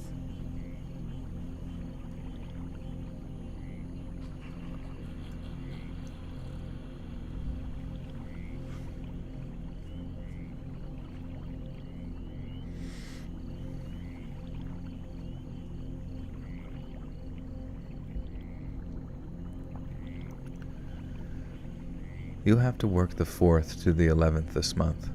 We'll pay you $300 for the week, and you're welcome to stay at our house or go back to your own home.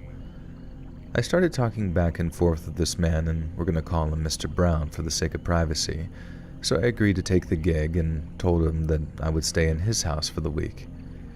Once I got to his house, I was introduced to his 2 dogs, Mina and Letty. Mina was a little Yorkie and Letty was a blue hound. I was shown around his house, which was surrounded by 76 acres. I live in a farm town and live on 32 acres myself, so staying here didn't really freak me out. The closest neighbors were pretty far away, and you would actually have to drive there if you wanted to talk to them. They told me the rules and when to feed them, blah blah blah. Then Mrs. Brown told me about the nearest neighbor. In her words, she was a nice person, just a little drugged up and confused. She mentioned how sometimes she would pull into their driveway instead of hers and would end up mistaking Mrs. Brown for her dead daughter. Hearing this made me feel pretty bad for her, and I know all too well how hard it is for parents to lose their child because of how my parents were after losing my brother in a car accident. Mrs. Brown said that she didn't do anything about it, though. Sorry, I'm fucking goddamn it. God. Break this shit up into parts.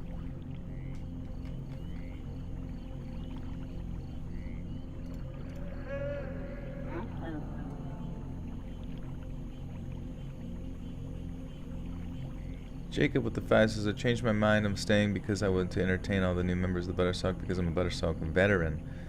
And the 2 missed your day. Sorry about that. I don't even know how I missed it.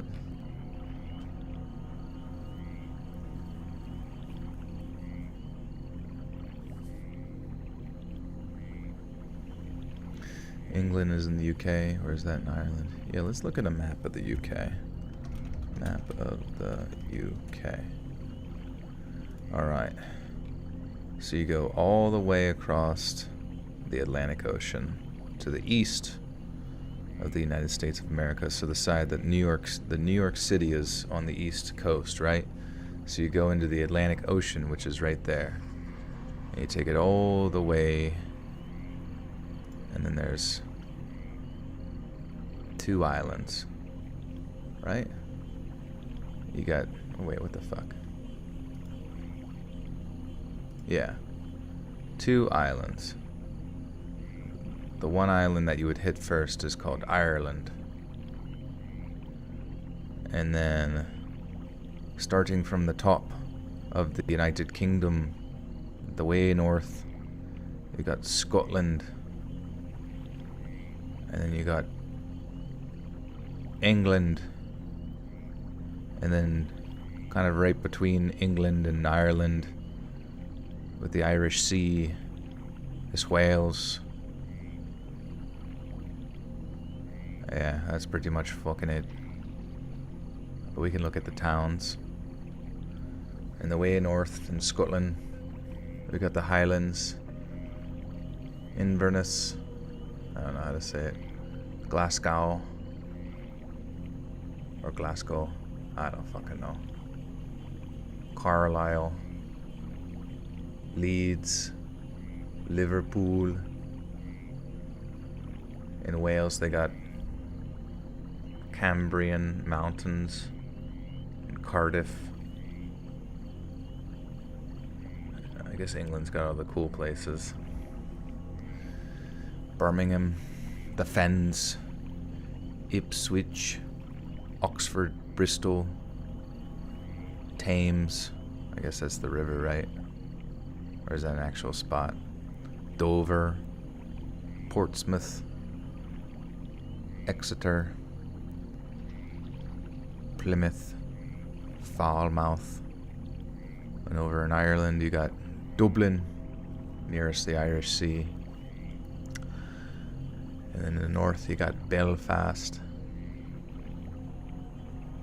And fucking Londonderry. That's a nice little thing though. I want to go to the UK. I would actually really like to go to the UK. Jacob with the 10 says, Joel, if you were living in the Civil War days, we probably would not be friends. We would be enemies because I'm North Carolina and you are in Pennsylvania, so thank God we don't live in the Civil War. Was North Carolina? Isn't that the whole point of it being called North Carolina, or did they switch it up at that point? Wouldn't North be with the North? I don't remember the history, I'm sorry. I don't even think I was taught the history. Let's ask ChatGPT. Was North Carolina with the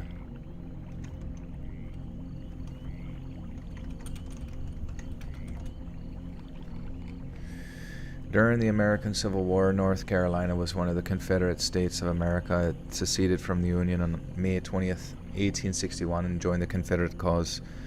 North Carolina played a significant role in the Civil War, providing troops, supplies, and the leadership in the Confederate military effort battles and the campaigns took place within the state's borders, and it remained part of the Confederacy until the end of the war in 1865. After the Civil War, North Carolina, like the other Confederate states, was subject to the process of Reconstruction as the United States sought to reintegrate the southern states into the Union. Interesting. Wait. Yeah. Wait, so Jacob, are you just making stuff up?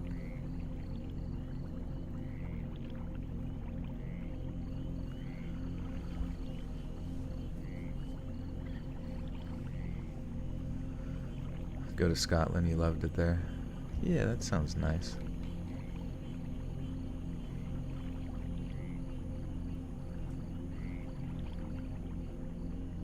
Joel's under house arrest.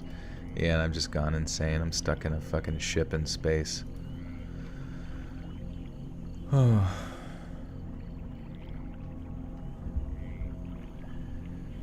Mrs. Brown said that she shouldn't do anything bad, though, and if she came up to the house, just point her back home, and she should leave with no problems.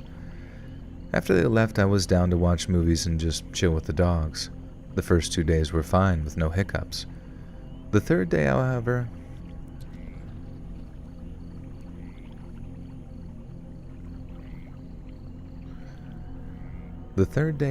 the old woman, who I'll call Miss Rose, did pull into the driveway. I came outside as she was getting out of the car. She looked up to see me and immediately got back in her car and left. I chalked it up to her realizing it was the wrong house when she saw me and went back inside. Later that night, though, I got a call from Mrs. Brown asking if I was okay. I said yes and asked why. She then went on to tell me about how she got a call from Miss Rose and that she said that there was a robber at their house. I explained that what happened, and she just laughed and said that she must have been confused and forgot that they were out of town. I ended the phone call, making a note to go over there tomorrow to clear the air about me being a robber. Once I went to bed that night, though, things got crazy. I woke up at around 2, hearing a light scratching sound that almost sounded like ticking coming from outside the window. At first I thought it might have been a bird or some sort of little creature and left it alone. But at the noise...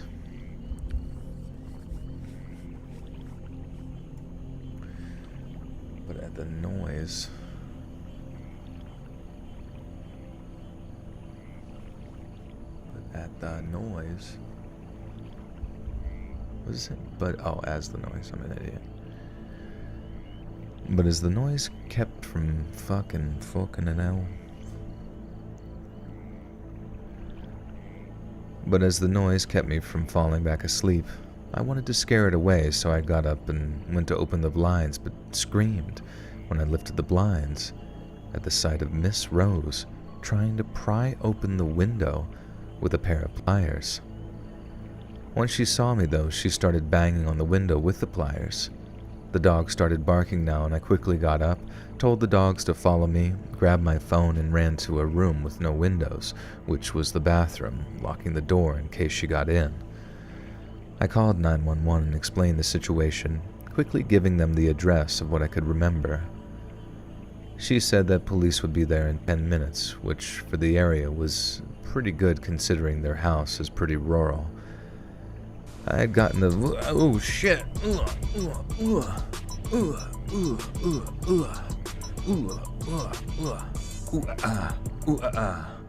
was that?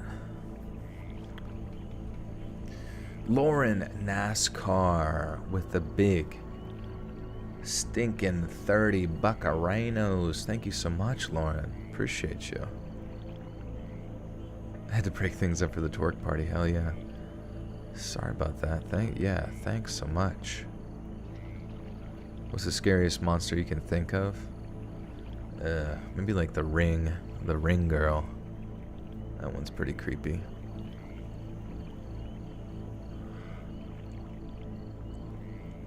Jacob with the chances. To be honest, I don't know.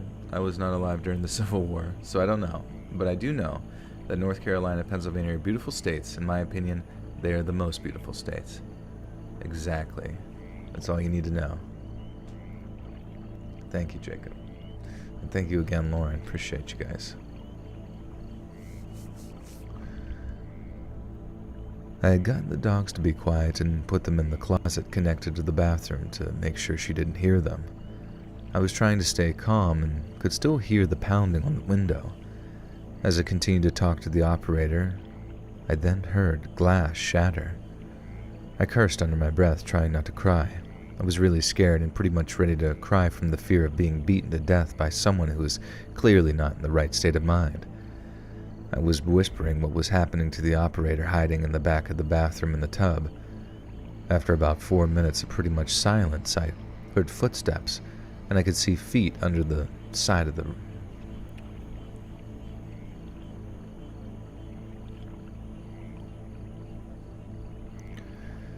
After about 4 minutes of pretty much silence, I heard footsteps, and I could see feet under the other side of the door, and I cursed to myself again. I then see Miss Rose get on her hands, looking under the crack, and I mistakenly let out a gasp. She gets up quickly, pounding at the door, and I can tell that she's still using the pliers, and I am at this point crying, asking the operator where the police are, to which she responds 3 minutes. Those 3 minutes felt like forever as I screamed at Miss Rose to please go away, and she screamed back that I shouldn't be here. Once I heard the sound of police cars, and about a minute later, them trying to kick the door down. Then I felt a little bit better.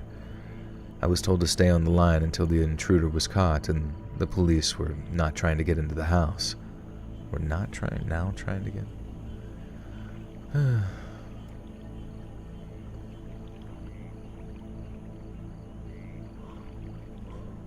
My story is the most interesting. Yeah, I would honestly say, yeah. I'm glad I added it in there at the last second. I was told to stay on the line till the intruder was caught and that police were not... Fucking... God damn it.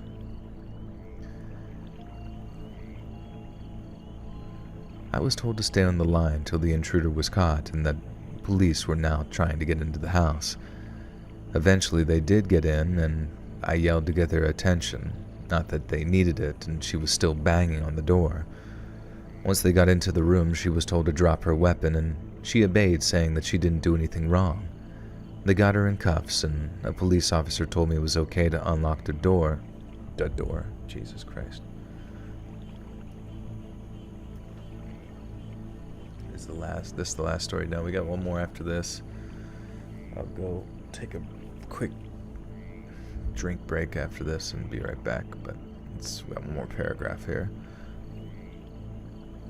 Yeah, the astronaut soup been cooking, bro. That's probably why my skin all fell off.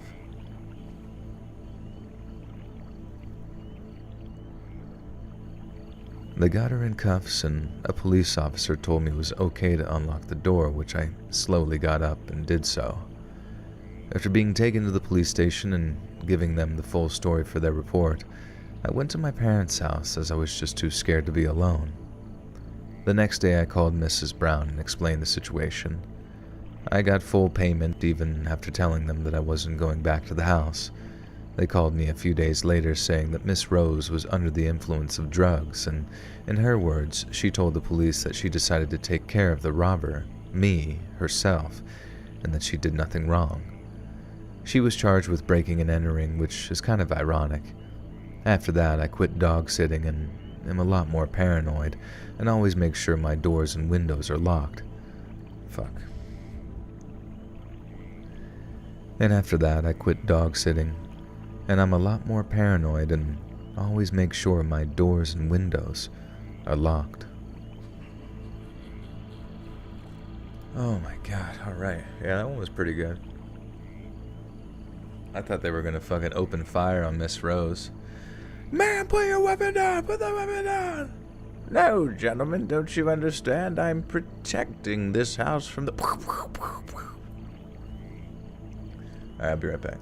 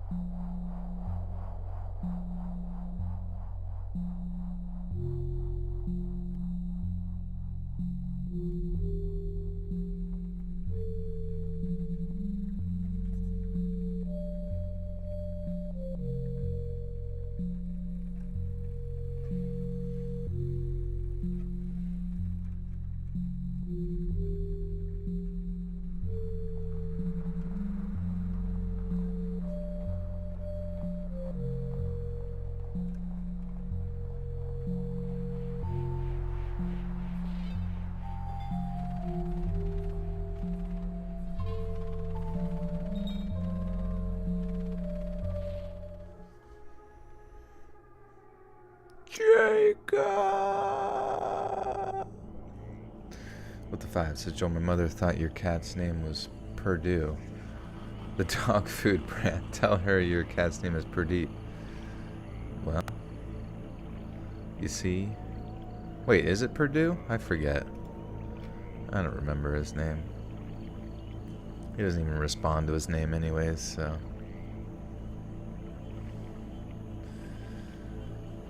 Oh my god, I'm so tired. I'm gonna have to bang this one out quick. It's a pretty short one.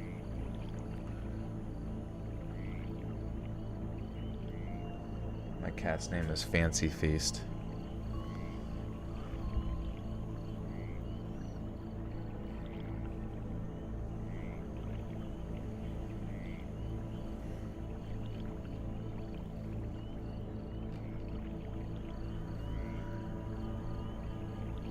I'm not sure how old I was, but probably something around 10. Me and my family were out visiting our grandparents in California. My mama has always loved gathering sticks and stones and whatever else she could find to make beautiful crafts. She knew of a beach that wasn't often visited and had lots of driftwood. Me and 2 sisters, aunt, and dad all went together. We pulled into the parking lot and it was completely empty, and we thought that we were lucky to get the beach to ourselves. I'd like to mention here that while my mama does drive a truck, you can very easily tell it's driven by a woman with various stickers and decorations. I think we spent around an hour gathering sticks and stones, and we honestly had a really great time. We were walking back up the path to the parking lot, us girls all in the front and my dad in the back. As we got back, there was this car parked right next to us. The entire parking lot was still empty. There was a man standing a ways away and started to walk towards us. My father quickly picked up what was happening and immediately made his way to the front of us. The man quickly grabbed his phone and pretended to get a call. He walked across the parking lot in the other direction as if though he was having a conversation. My dad made sure to make it very known to this man that we were on to him. He walked all around his car, scoping it all. Jacob with the 5 says, if Hank Hill was rich, his reaction be, what would Bobby's reaction be? But Dad, I don't want to swim in a big room full of gold coins. God dang it, Bobby. I'm not Scrooge McDuck.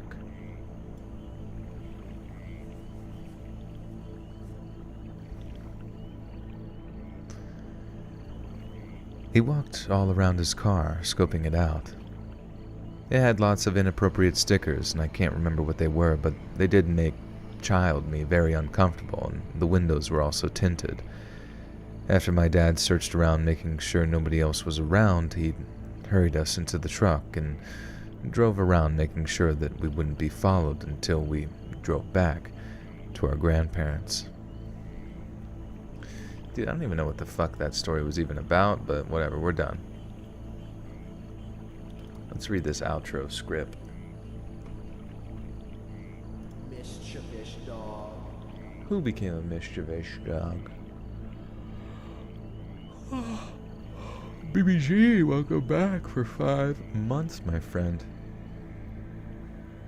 Propane and propane accessories.